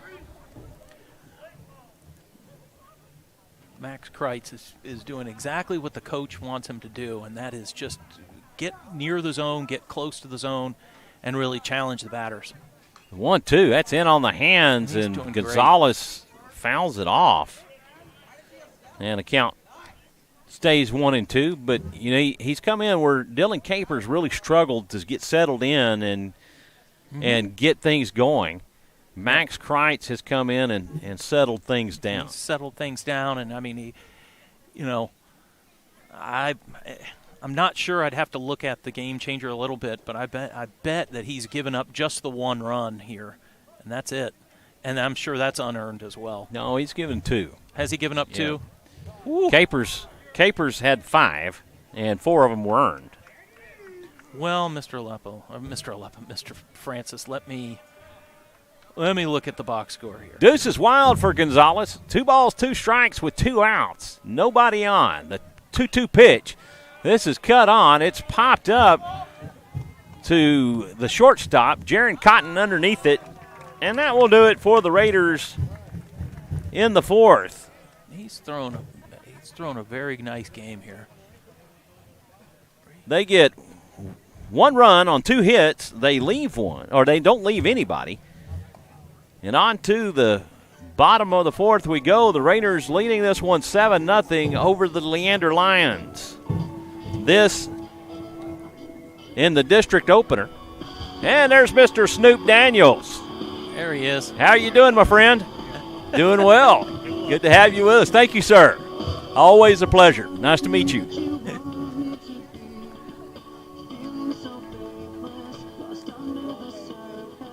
Snoop Daniels, outstanding job covering high school sports in the area, and he's done so much to promote it over the years with Friday Night Fan Stand and now FLX ATX. And he's on the horn locally, so you can hear him on the horn. Oh, yeah. 104.9 FM. I've enjoyed he was one of his work. He was one of my son Andrew, one of his favorites. I mean, they see each other at a concert at Austin City Limits or whatever, and they say, "Hey, what's up?" sort of thing. So right. they're really cool. So yeah, Andrew just texted me and said, "Tell Snoop I said hello." So there you go. Well, we'll have to do that. I think he's moving around. He's taking pictures. Lucas Flores will lead things off for the Lions here in the 4th. I do like that lead-up song. Yippa, yippa, yippa. I can't get my tongue to roll. Gritale. There you go. A little, I think he's Vicente Ortiz or Vicente Fernandez. I can't remember on that, but I believe that's who was singing the song. Flores will take for ball 1. 1-0 the count. The pitch from Salazar. He's working the outside corner. He just misses outside for ball 2. 2 balls, no strike count for Lucas Flores. The 2-0 delivery, fastball. That's cut on and hit over to Heinrich at second. The throw to first in time. And that will do it for Lucas Flores. 4-3 on the putout of Flores, and that will bring up Caden Sisson. Sisson 0 for 1. He struck out back in the 1st. Flores was 0 for 0. He was hit by pitch in the 1st.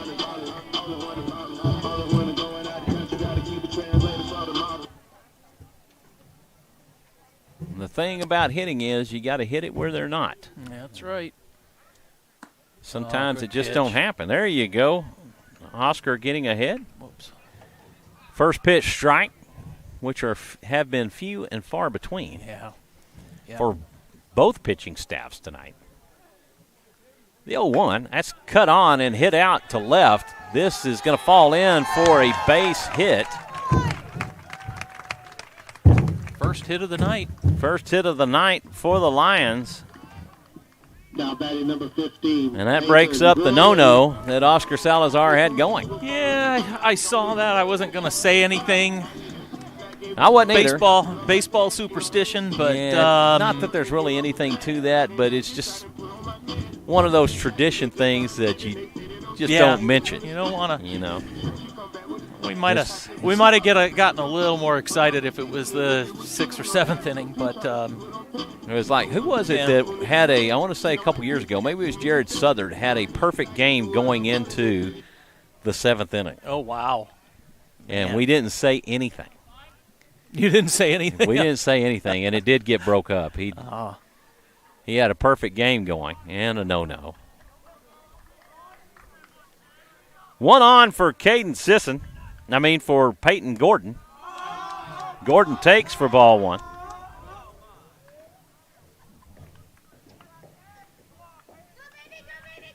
One on with 1 out. 1-0 delivery. Oh, nope. Check swing. He was able to hold up for ball 2. 2-0 the count to Sisson.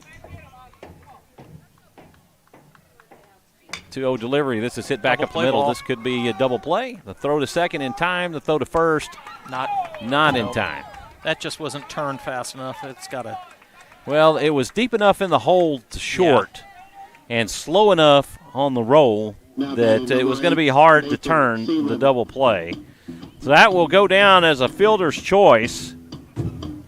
He'll go 6-3 and a fielder's choice.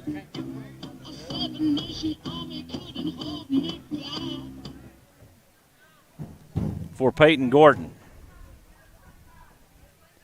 That will bring up Nate Seaman. Seaman drew a walk his first time up. He takes for ball 1.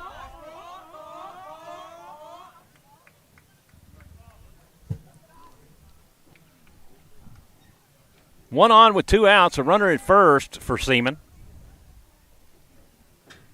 1-0 delivery. This is hit foul. And that will even things up at 1.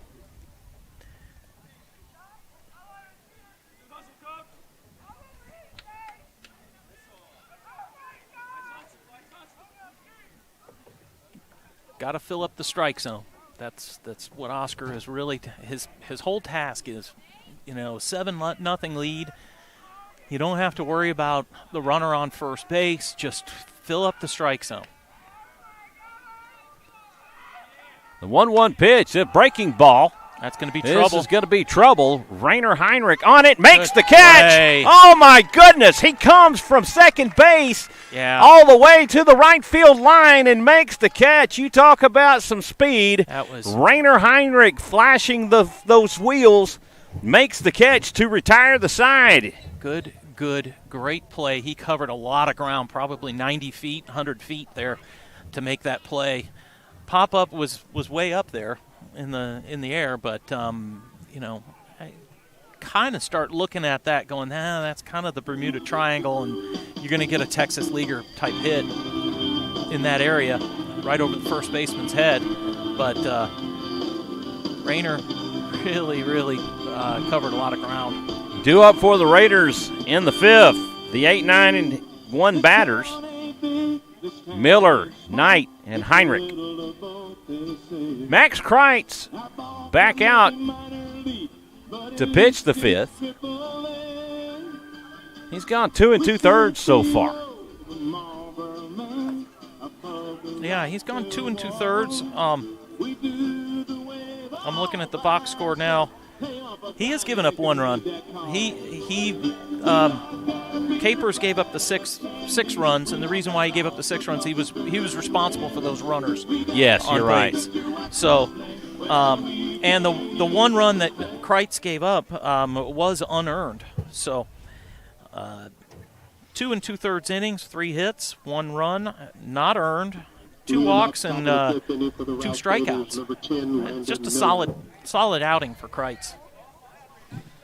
Raiders coached by Chad Krimpine, the head coach, and Josh Harris.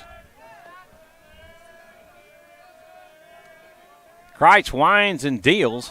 Swing and a miss for strike 1.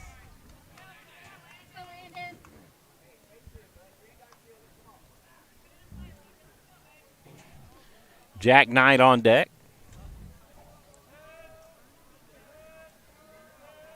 Miller is 1 for 2. He singled in the first and pop up to second in the second. Fouls this one off for strike 2. Ball's going back to Rouse High School. It did. Man.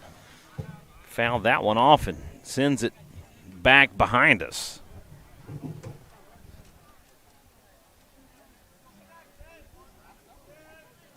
Nothing and 2 the count to Miller. Sisson sets up on the outside. Little high cheese. And Miller chases for out number 1. I'm a little concerned that Landon may have Now tweaked batting something number there. 42, Swung so Jack hard that he may have hurt himself. Kreitz picked up his 3rd strikeout with a strikeout of Miller. Yep. That will bring up the left fielder, number 42, Jack Knight. The wind has died down, so really there's no help anywhere. The flags are completely dormant. Knight takes for ball 1, and that's another one of those that could easily have been a strike. I think that was a strike. Knight is hitting to a fielder's choice, and he's reached on an error. 1-0, that's inside for ball 2. Rainer Heinrich on deck.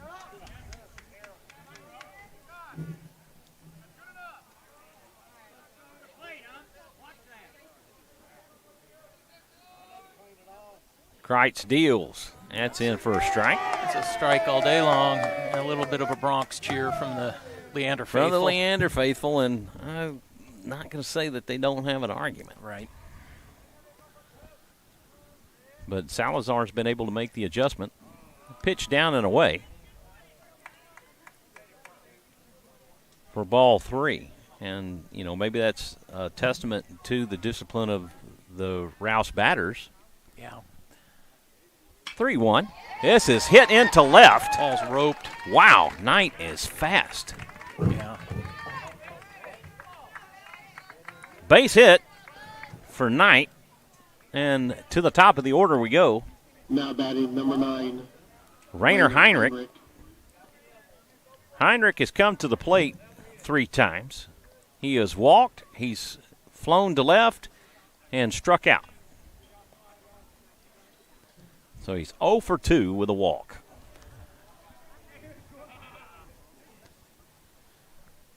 Knight staying close to the bag. Kreitz from the stretch. His pitch is fouled off and back out of play.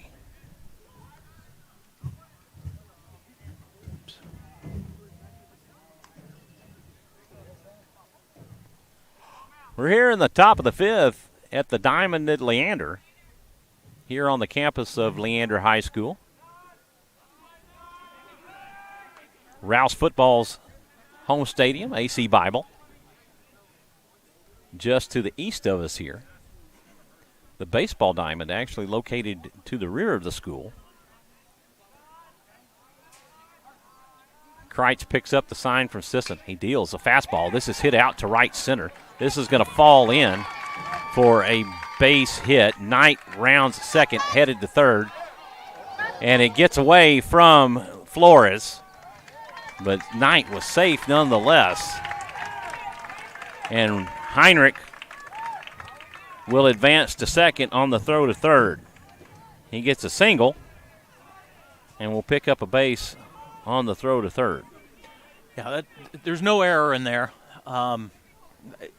Jack Knight was going to stretch that into he was going to take 2 bases on that base hit. With his speed, it wouldn't. That doesn't surprise anybody, right? Base hit to right field. Jack Knight on the bases, he's going to make it to third base. But the ball did go into third base, and the throw did go into third base, so therefore Rainer made it to second. That it will bring up Oscar Salazar. Salazar has walked. He's been hit by a pitch, and he has singled. So he's 1 for 1 with a walk and a hit by pitch. He takes for a strike.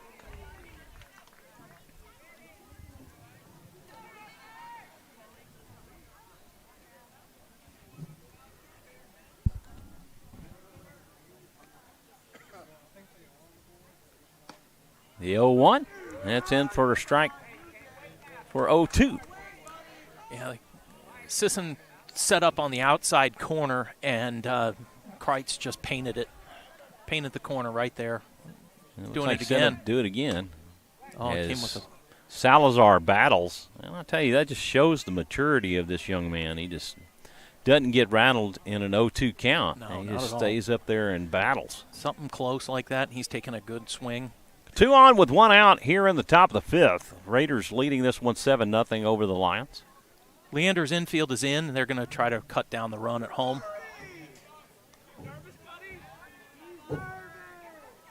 They ask him if he's nervous. They obviously don't understand the game of baseball. Yeah, he's not nervous. The 0-2, this is hit to right and goes foul, and not by much. Not sure Oscar is going to be nervous here. Maybe at the Dell Diamond he might have been nervous, but with 6,000 people watching. 0-2 the count. Kreitz picks up the sign from Sisson. Sisson's kind of shaking off the sign that he got, so the 0-2. This is hit back up the middle. Yep, they're going to try to. The throw home Yep. will get Knight, and Good solid baseball play right there. Everybody's fine. Coach Krempine not happy with the base running from Rainer Heinrich that he's not standing at third right now on the throw home. Yeah, he didn't. Rainer did not advance there. So Knight thrown out at home. That was 6-2 6-2, yeah. on the put out of Knight.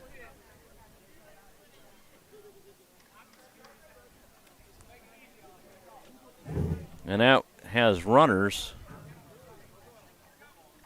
at first and second as Salazar hit into a fielder's choice. You know, Rainer, in Rainer's defense of that, he's got to make a split-second decision. Is Jack Knight going to go home or not there? So, Caden Casper comes to the plate. He takes for a strike. and of course, if Jack Knight turns and goes back to third base, Rainer is makes caught the in run, no man's land. then Coach Krempine's not going to be very happy with that either. So, the 0-1 delivery from Kreitz. That's outside for ball 1. That will even things up at 1. 2 on with 2 out here in the top of the 5th. it's exactly why you bring your infield in to cut down the run, but it also allows better chance for the batter to get a better average. Called strike as Casper was taking on that pitch. As Kreitz doing a good job painting the outside corner. The 1-2 delivery. This is fouled off, and that was a good smart swing by Caden Casper. I'm telling you, Kreitz is just really coming after each batter. Colby Diaz on deck for the Raiders.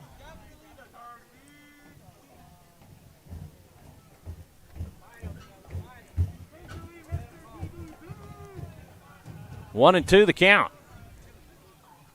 The 1-2 pitch. That's misses low for ball 2, and Deuce is wild. Deuce is wild. 2 on, 2 out. For Casper. 2-2 count. 3 of a kind.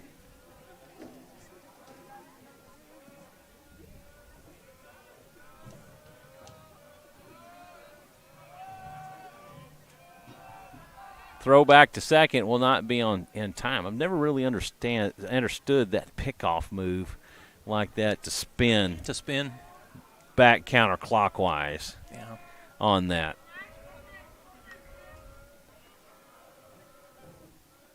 Pitch in the dirt for ball 3, and Casper works it full. I think it's how your arm goes. So he's a right-handed pitcher, so if you spin that way, your arm is going forward all the time in the spin. Casper caught looking. He sacrificed. That's down. Oh, foul. Sacrificed to center. An RBI. And he has popped up to the shortstop. So if you guys see, it's 3-2 with 2 outs. Runners on first and second. They will be off on the pitch. And running, off and running.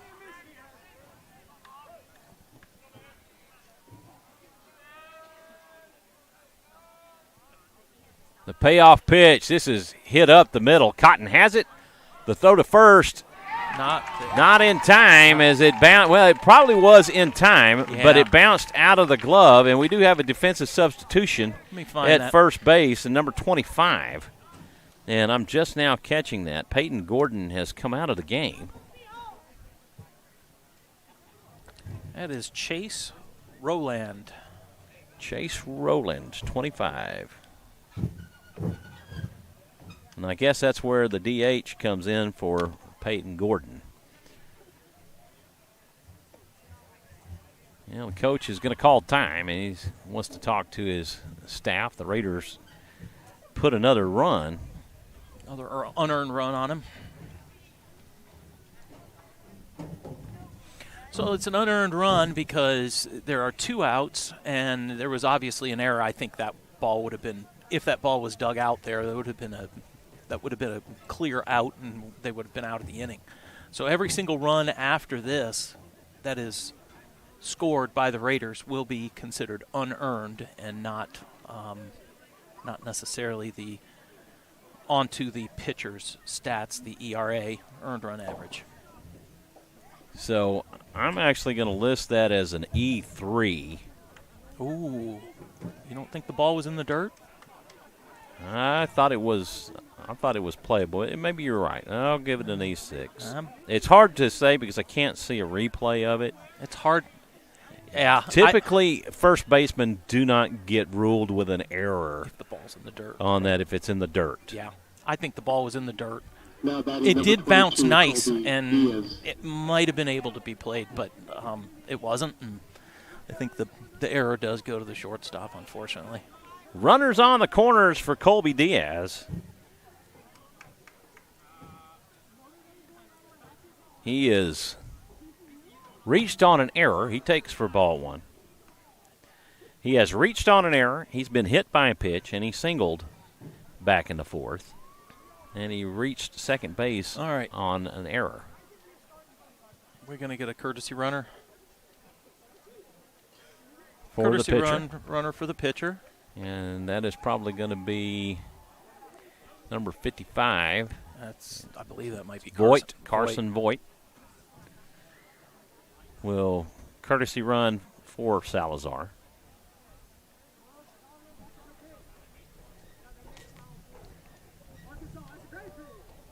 If the Raiders can score 2 here and then hold Leander off, that will be the ball game.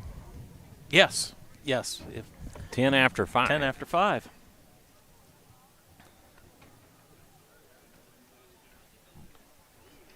Yeah, Carson Voigt was also supposed to go on the cheer trip to Florida, but he ended up being injured and unable to attend.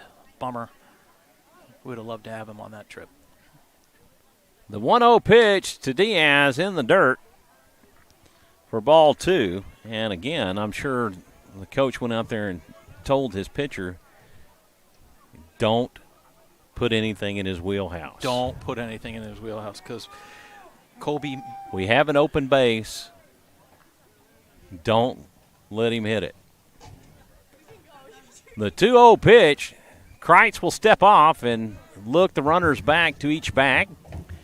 At that level, you are allowed to fake to third and fake to first. Well, there's something unique to a right-handed pitcher because a left-handed pitcher, if you make a motion to first, you have to go to first. You can't yo-yo. Right. Swing and a miss from Diaz for strike 1. Yeah, wouldn't it be nice if he put one over the fence just to hush those guys up? Just saying. And he has the power to do it.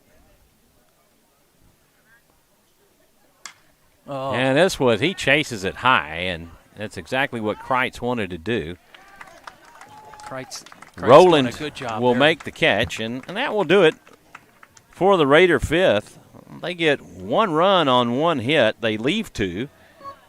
If they lead it 8-0 over the Leander Lions. Due up for Leander in their half of the 5th. Aiden Salazar, Caden Wheatley, and Andrew Buentello, and that represents the 9, 1, and 2 hitters. So about this time, I always start looking at how many pitches our pitcher or their pitcher has, especially if somebody's rolling with a shutout going right now. And so anyways, Oscar currently is at 62 pitches. I was about to say 100 pitches. No, I almost said 100, but it's 62 pitches with 32 strikes. In UIL allows 110 pitches, so he has plenty of pitches in the bank. Got a lot of gas in the tank. Got a lot of gas in the tank, and you know the price of gas right now. Woo! Let's not go there. Oh wait, I digress. That is a sore spot with many people. When they go to the pump, and it's like me. I have a little Kia now. My wife and I have a Dodge Charger. I was going to say Scat Pack, and it's 93 octane only. I wouldn't want that one's that one we don't drive that much, but I have a little Kia. Yeah. Congratulations on having a car that you can't drive very much. Yeah, for right now, right? But it's fun what you're able to drive. Oh, you took me on a drive. As you very well know. You took me on a drive, man. We went 120 miles an hour. Don't say anything. Don't say that. Oh, sorry. It'll throw you back in your seat. It definitely did.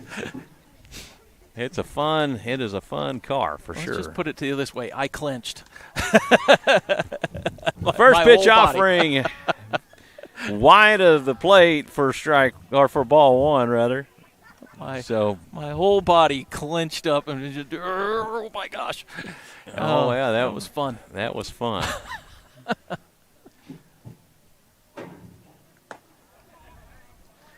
That pitch stays high for ball 2. Yeah, it's our very first muscle car, and I'll tell you what, we're somewhat impressed by it. It's not the all-powerful Hellcat, but it falls right underneath at just under 500 horsepower. That was hit out to center. That'll drop in for a base hit for Aiden Salazar as he stroked that one out to left center. And for the first time, the Lions have a runner on leadoff with a base hit. Oh, yeah.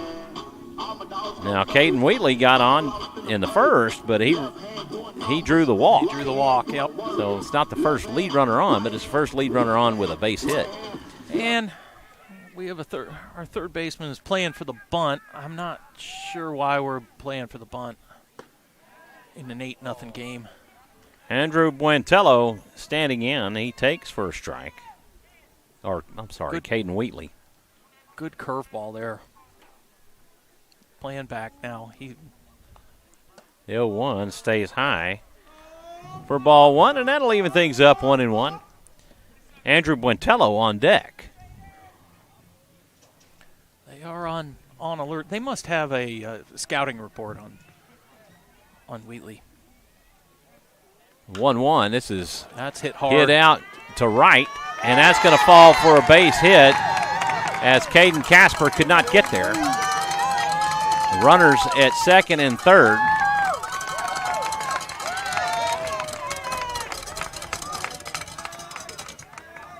Right over his head, just about. In a double for Caden Wheatley. 2 feet away from making that catch. But you know what? This is about pitching with a lead. Go throw strikes. Let him hit the ball. Let your defense do the work. Wheatley with the first extra base hit for the Lions tonight.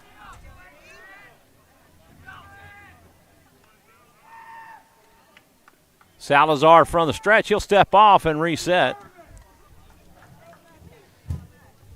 As Buentello's at the plate. Jaron Cotton is on deck. First pitch. Misses low for a ball. I'll tell you what, that's another one of those, Steve, that looked like a strike. Yep. That's just a tight strike zone tonight. There it is. That pitch in for a strike. This is a belt-high fastball, which he's been fairly consistent on calling those. Yeah. but it has to be held high right down the middle of the plate. Right down the middle of the plate. Yep. He's not giving the corners too much. 1-1, That's a breaking pitch. ball. Whoo, that was a big, nasty hook Yep. from Salazar Put a little extra on that one. for strike 2. 1-2. The count to Buentello. Pitch, swing and a miss for strike 3. Really came to challenge him. Challenge the batter. Great Now batting number 2. Great pitch in there. Buentello went 0 for 0. 0 for 3 on the night. 2 strikeouts and a ground out to first. Jaron Cotton is 0 for 2 with good pitch. 2 strikeouts. Ooh. Curveball caught the top of the zone. The 0-1 delivery from Salazar down and away for ball 1, and that will even it up.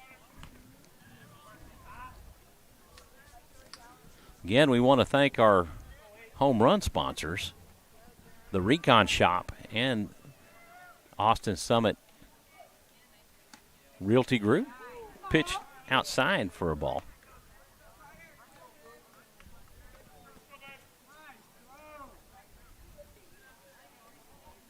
And we'll try to put both their ads up Yeah, we'll get in that between done. the inning. That's fouled off for a strike, and that will even it up.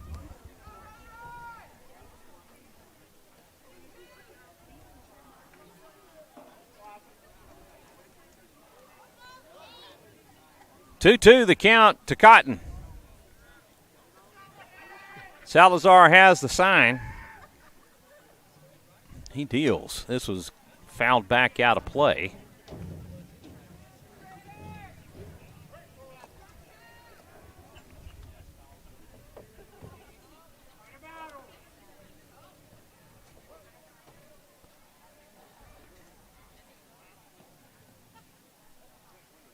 The 2-2. Swing and a miss. A big strikeout for Oscar Salazar. As he pulls the hat trick on Jaron Cotton. Cotton, 3 appearances, 3 at-bats, 3 strikeouts. Ooh, tough night there. But That will bring up Max Kreitz.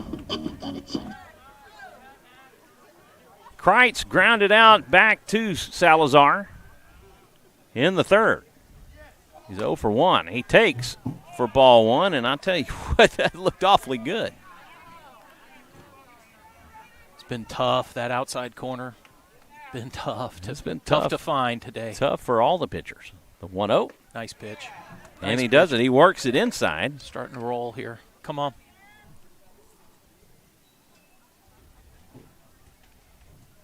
Two back-to-back punch-outs.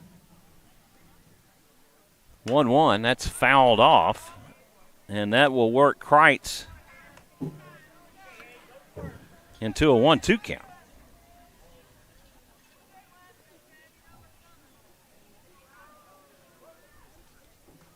One and two the count. 2 on with 2 out here in the bottom of the 5th. Oh. Swing and a miss, and that's going to get away from Heinrich. Throw home will not be in time, and he's going to be safe. And Leander on the wild pitch will score 2 On a strikeout. on a strikeout. Now batting number 22, Lucas Flores. Not sure I've ever seen 2. I'm not sure how to 2 mark runs. that one in the book. You give RBIs to the guy that struck out. I mean, that's just crazy. Because do you give him the drop strikeout? It's a drop. Yeah, you give him a strikeout. It's drop 3rd strike. He goes to first base, and then both runs score. That is fouled off. Unfortunate, as Heinrich has been solid behind the plate tonight to keep it out in front of him, but Yeah, it just takes a bad bounce away to his left. And it completely lost sight of where the ball went. He couldn't find it. So the shutout has ended.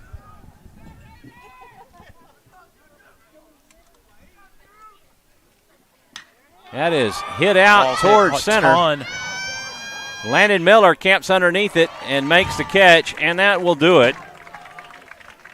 And Leander scores 2 runs on 2 hits. They leave one stranded. After 5 complete, it's 8-2 Rouse.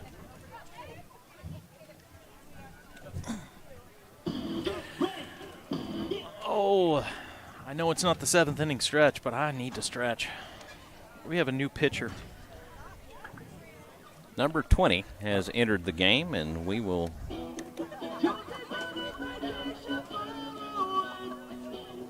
look him up. So Kreitz goes 3 2/3. Okay, number 20, Gabe Millard, is in the game.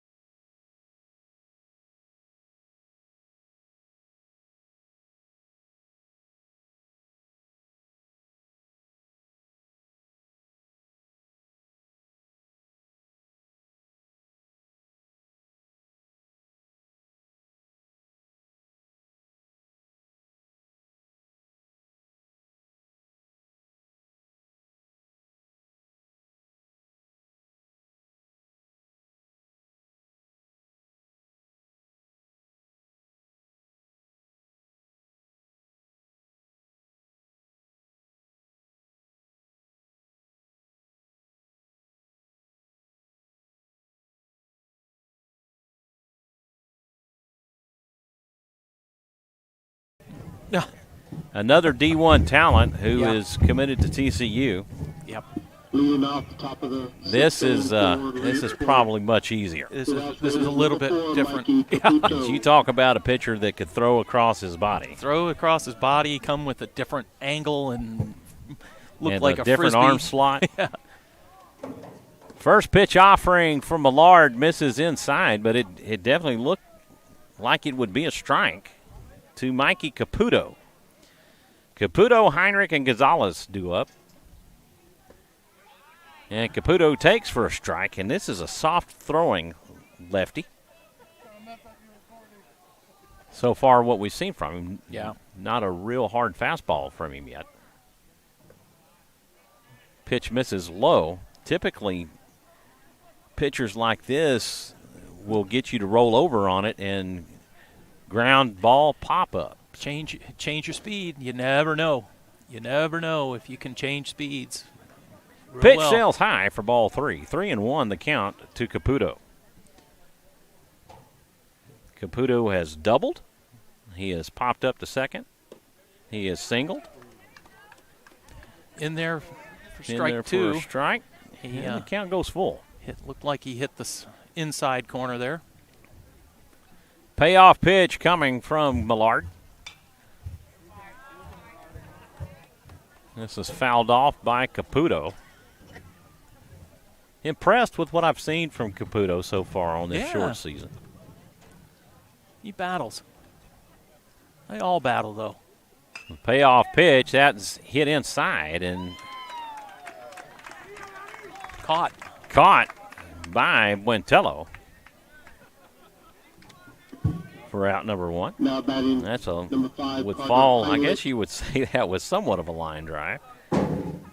Yeah, we'll call it a looping line drive. Yeah. How about that? L4 for out number 1. I don't think you classify that as a pop-up, but No, I mean, it wasn't going high enough. Ooh. Pitch inside will turn Heinrich around and go for a ball. But again, that's what we talked about a while ago. He got him to roll over on it and ended up being a ground out. Like, doesn't have to be strikeouts. Don't get punch outs. Just get me outs. Just get me outs. Yep.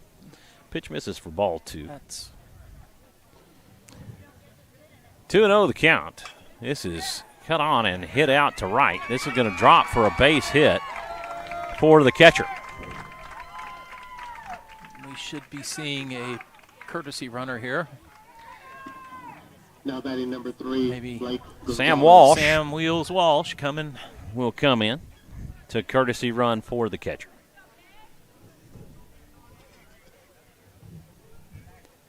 Raiders have 1 on with 1 out. They're leading by 6 here in the 6th, the top of the 6th. And Blake Gonzalez will come to the plate. Gonzalez has 2 walks, and he's popped up to short. And he hits this one out to left. Caden Wheatley will make the catch, and that will do it for Gonzalez. Gabe keeps Now batting challenging the number 2, hitters Landon and Miller. doing exactly what he should be doing. Making them hit it soft and right at the defense. That will bring up Landon Miller. Miller takes for ball 1.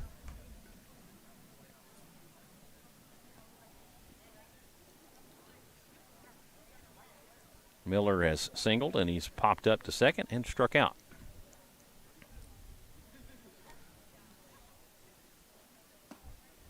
Oh, Pitch. Wow, that was generous. he floated that one up there and Gets caught the top of the gets zone. the call for a strike, and I will say it was generous. But I defer to the great one, Mr. Kithil. And again, this is popped up and hit deep to left. Wheatley under it and will do it, and that's what lefties like that can do. That's exactly what he was brought in to do, is get 3 outs, and that's a good showing from him. And both of them deep fly balls to left. And the Raiders get no runs on 1 hit. They leave 1. On to the bottom we go. Raiders lead it 8-2 over the Leander Lions. Due up for Leander in the 6th. Sisson, Gordon, and Seaman. Actually, it shouldn't be Gordon unless he's DHing. We'll see. It would be Chase Rowland otherwise.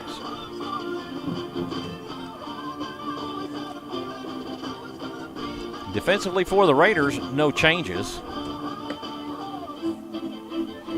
Oscar Salazar back on to pitch the 6th.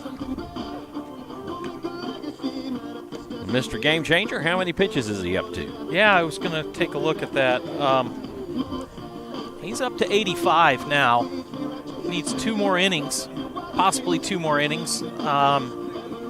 So 85, let's at 25 pitches left for the night. He can get there. He just needs to be efficient. Needs to get some quick outs and needs to get ground outs or pop-ups and get out of the inning in short order. A 10-pitch inning would do him very, very well right now. You can do a 10 and a 15-pitch inning, or you can do and really help yourself and get a 3-pitch inning. Well, yeah, a 3-pitch inning would guarantee that he'd go the whole way. Now this will bring up Caden Sisson. Sisson's 0 for 2. All right, he's not 0 for 2. He's 1 for 2. He has struck out and singled.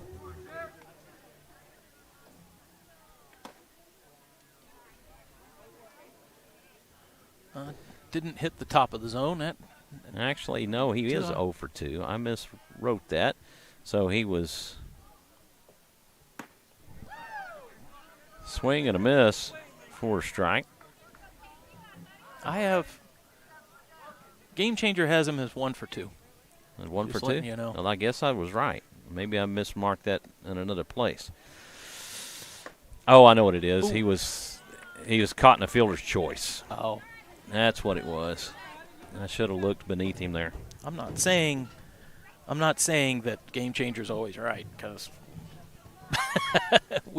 they do the best they can. 6-4. We're out number 2.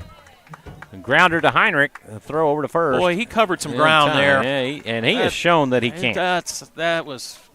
He made that play look routine, but it was not. 4-3. Now batting number 21, 5. On the put-out assistant. Roland is up.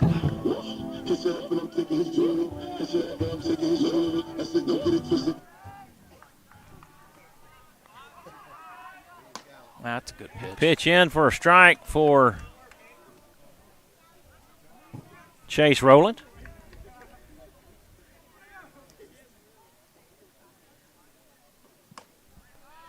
No. Pitch misses for a ball. 1-1 the count. 1 out with nobody on here in the bottom of the 6th. Raiders leading at 8-2. This is popped up and playable. Caden Casper underneath it. Makes the catch, and that will retire Rowland on 3 pitches. Now batting number 8, Nathan Seaman. So it looks like Salazar may be on his way. Yeah.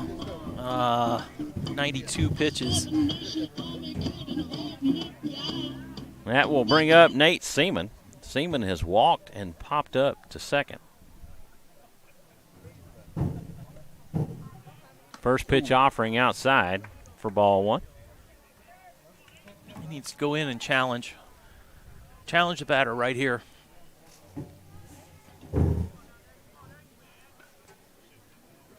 1-0 the count. Here it is. First pitch, he has given that pitch all night to Salazar. And that will even it up at 1. 1-1 pitch. That bounces to the backstop for ball 2. 2-1 the count. Aiden Salazar on deck.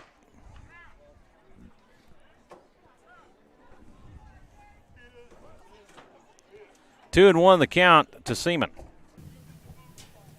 This is ouch. Hit back up the middle to Salazar. He has it, lobs to first, and that will do it. 1-3 on the put out of Seaman. And the Lions go in order in the 6th. No runs, no hits, nobody left on. After 6 complete, it's 8-2 Raiders. We want once again like to thank our sponsors. The Recon Shop and Austin Summit Group Realty. Does your vehicle still have hail damage from the April 15th hailstorm? Let me start this over, folks. Does your vehicle still have hail damage from April 15th hailstorm? You still have until April 14th to file your claim. If you need help filing a claim, contact the Recon Shop at 512-290-4245. We would love to walk you through the claim process. Even if you don't have hail, the Recon Shop also specializes in minor dents, door dings, creases, and other larger dents that do not require paint. For before and after views of what all we can do, visit our website at thereconshop.com. And again, we'd like to thank the Austin Summit Group Realty firm. If you need to sell your home or in the market to buy a new one, give them a call. You can find them on the web, and they will assist you. Austin Summit Group Realty.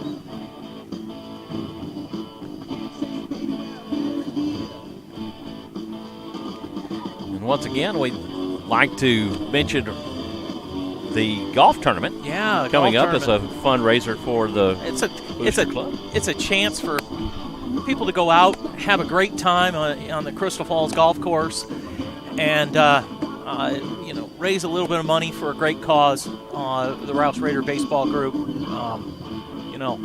So many things that are bought during the year. I mean, we're broadcasting on brand new equipment this year, Right. And you'll see some modifications if you go out to the ballpark. There's a lot of modifications to the ballpark, such as the state championship banner out in center field. Right. And they did some new windscreens out there, and just a whole bunch of stuff that needs to be done and just kind of spruce up the place. So Booster Club's doing a great job, and Outstanding job. it all runs on money.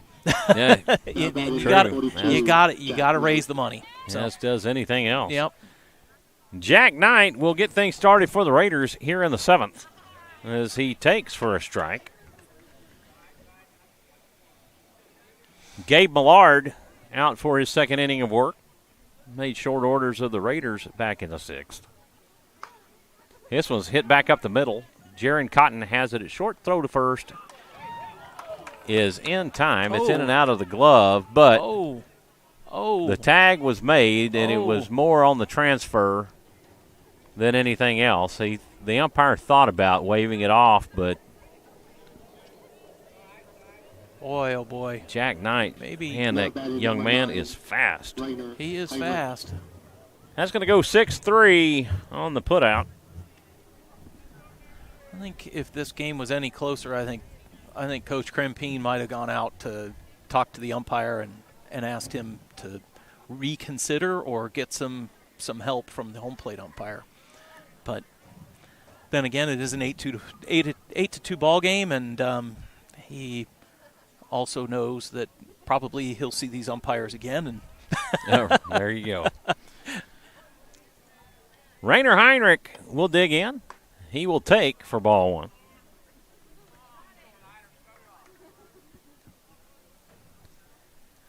Millard picking up quick outs.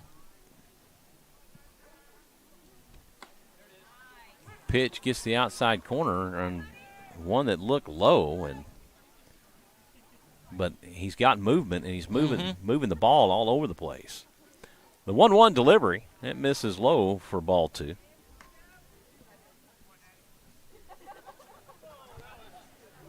Two and 1 the count to Rainer Heinrich.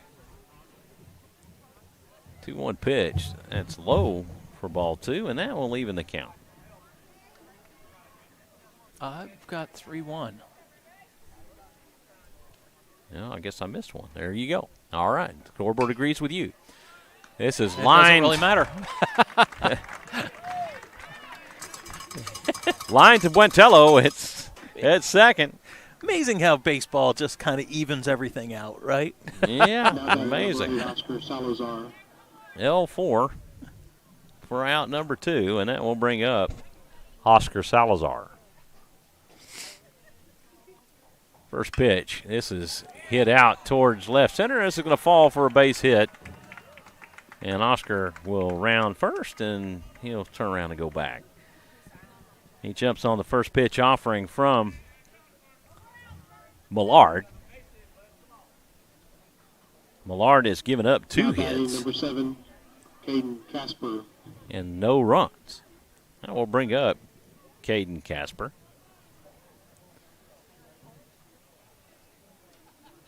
Casper has been on one time. He reached on an error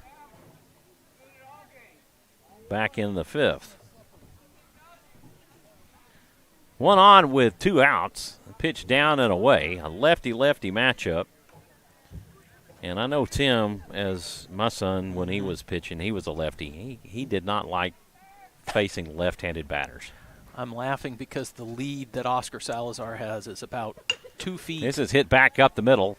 This goes into center field, and that will be another base hit for the Raiders in this inning. Runners at first and second for Mr. Colby Diaz. So I know for a fact that Colby Diaz and Gabe Millard are rather good friends. Mm-hmm. So it's kind of interesting to see these two go at each other? Go against each other, yeah. From the stretch, First pitch offering. Oh, my that goodness. hits him. And he's Colby fakes the charge already, but they're friends as Steve. They are. I told you mentioned. before the pitch. And Millard was smiling at him as he went by. So he did the. Hit by pitch, and that will load them for the Raiders. Was that on here purpose? in the I don't know. 7th? I don't think it was. I think he was wanting to challenge him. Mikey Caputo. But we'll see. Mikey Caputo will come up. He lined to second his last time up. And that was against Gabe Millard. So this is his first time to face Millard. And this is hit out to deep left center. That's Gabe's. And Salazar will camp underneath it and make the catch. That's the way he plays, and he did a very good job. No runs for him. F8, the Raiders leave them loaded. They get no runs on 2 hits.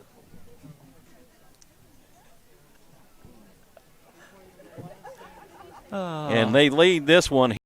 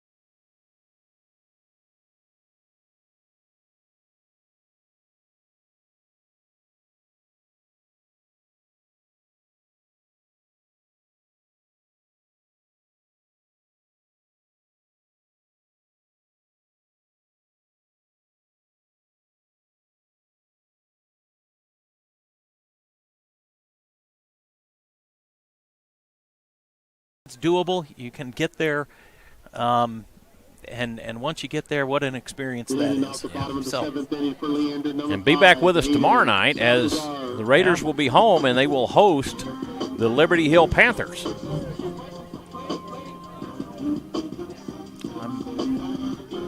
I wonder if we'll get Blaze Milam.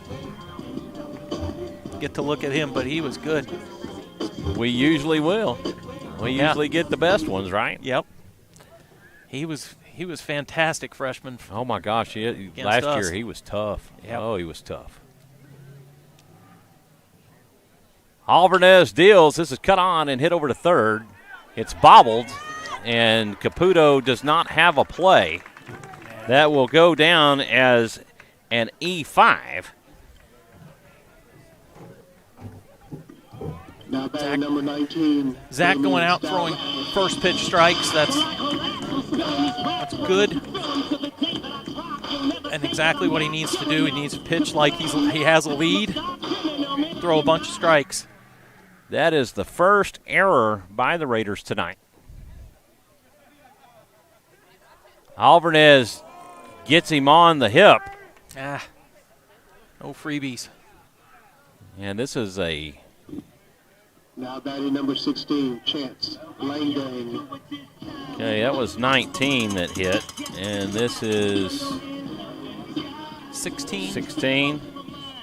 Hitting for Wintello. So 19 hit, and I missed that. I didn't see that change. Okay, let me find some names here. Damon Stout was number 19. And number 16 is, that's a good name, Chance Lengang. Well, it was kind of chance out. Lean gang. Lean gang takes for ball 1. I may have that completely wrong. I'll let you look at it. It's there. Line gang, I believe. Line gang. Okay. All right, the 1-0, that misses outside for ball 2. Apologies if we have that mispronounced.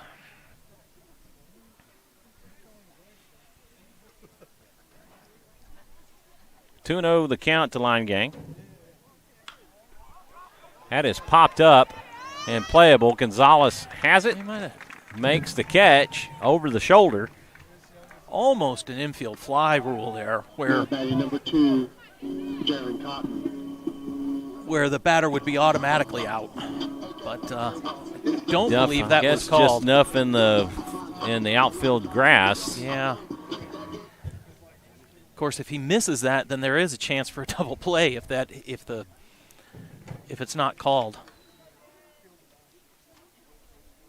First pitch, a swing and a miss by Jaron Cotton. And Cotton has struck out every at bat. He's 0 for 3 with 3 strikeouts. I got to say, that was a pretty nasty changeup from Alvarez. The 0-1, that gets the outside corner, a fastball. That was. And Cotton 0-2. You know, you see a changeup the first pitch, and then you see a fastball. It makes it look 10 miles an hour faster. The 0-2 pitch, that's in the dirt, and Heinrich keeps it in front of him. And the count goes 1-2. This will be a huge out if he can get it here. Alvarez comes set. He checks the runner at second. He deals. He gets the outside corner, and he punches him out. Wow. 4 strikeouts of Jaron Cotton. Now batting number 9, Sam. And this time he was caught looking. That was just painted on the outside corner.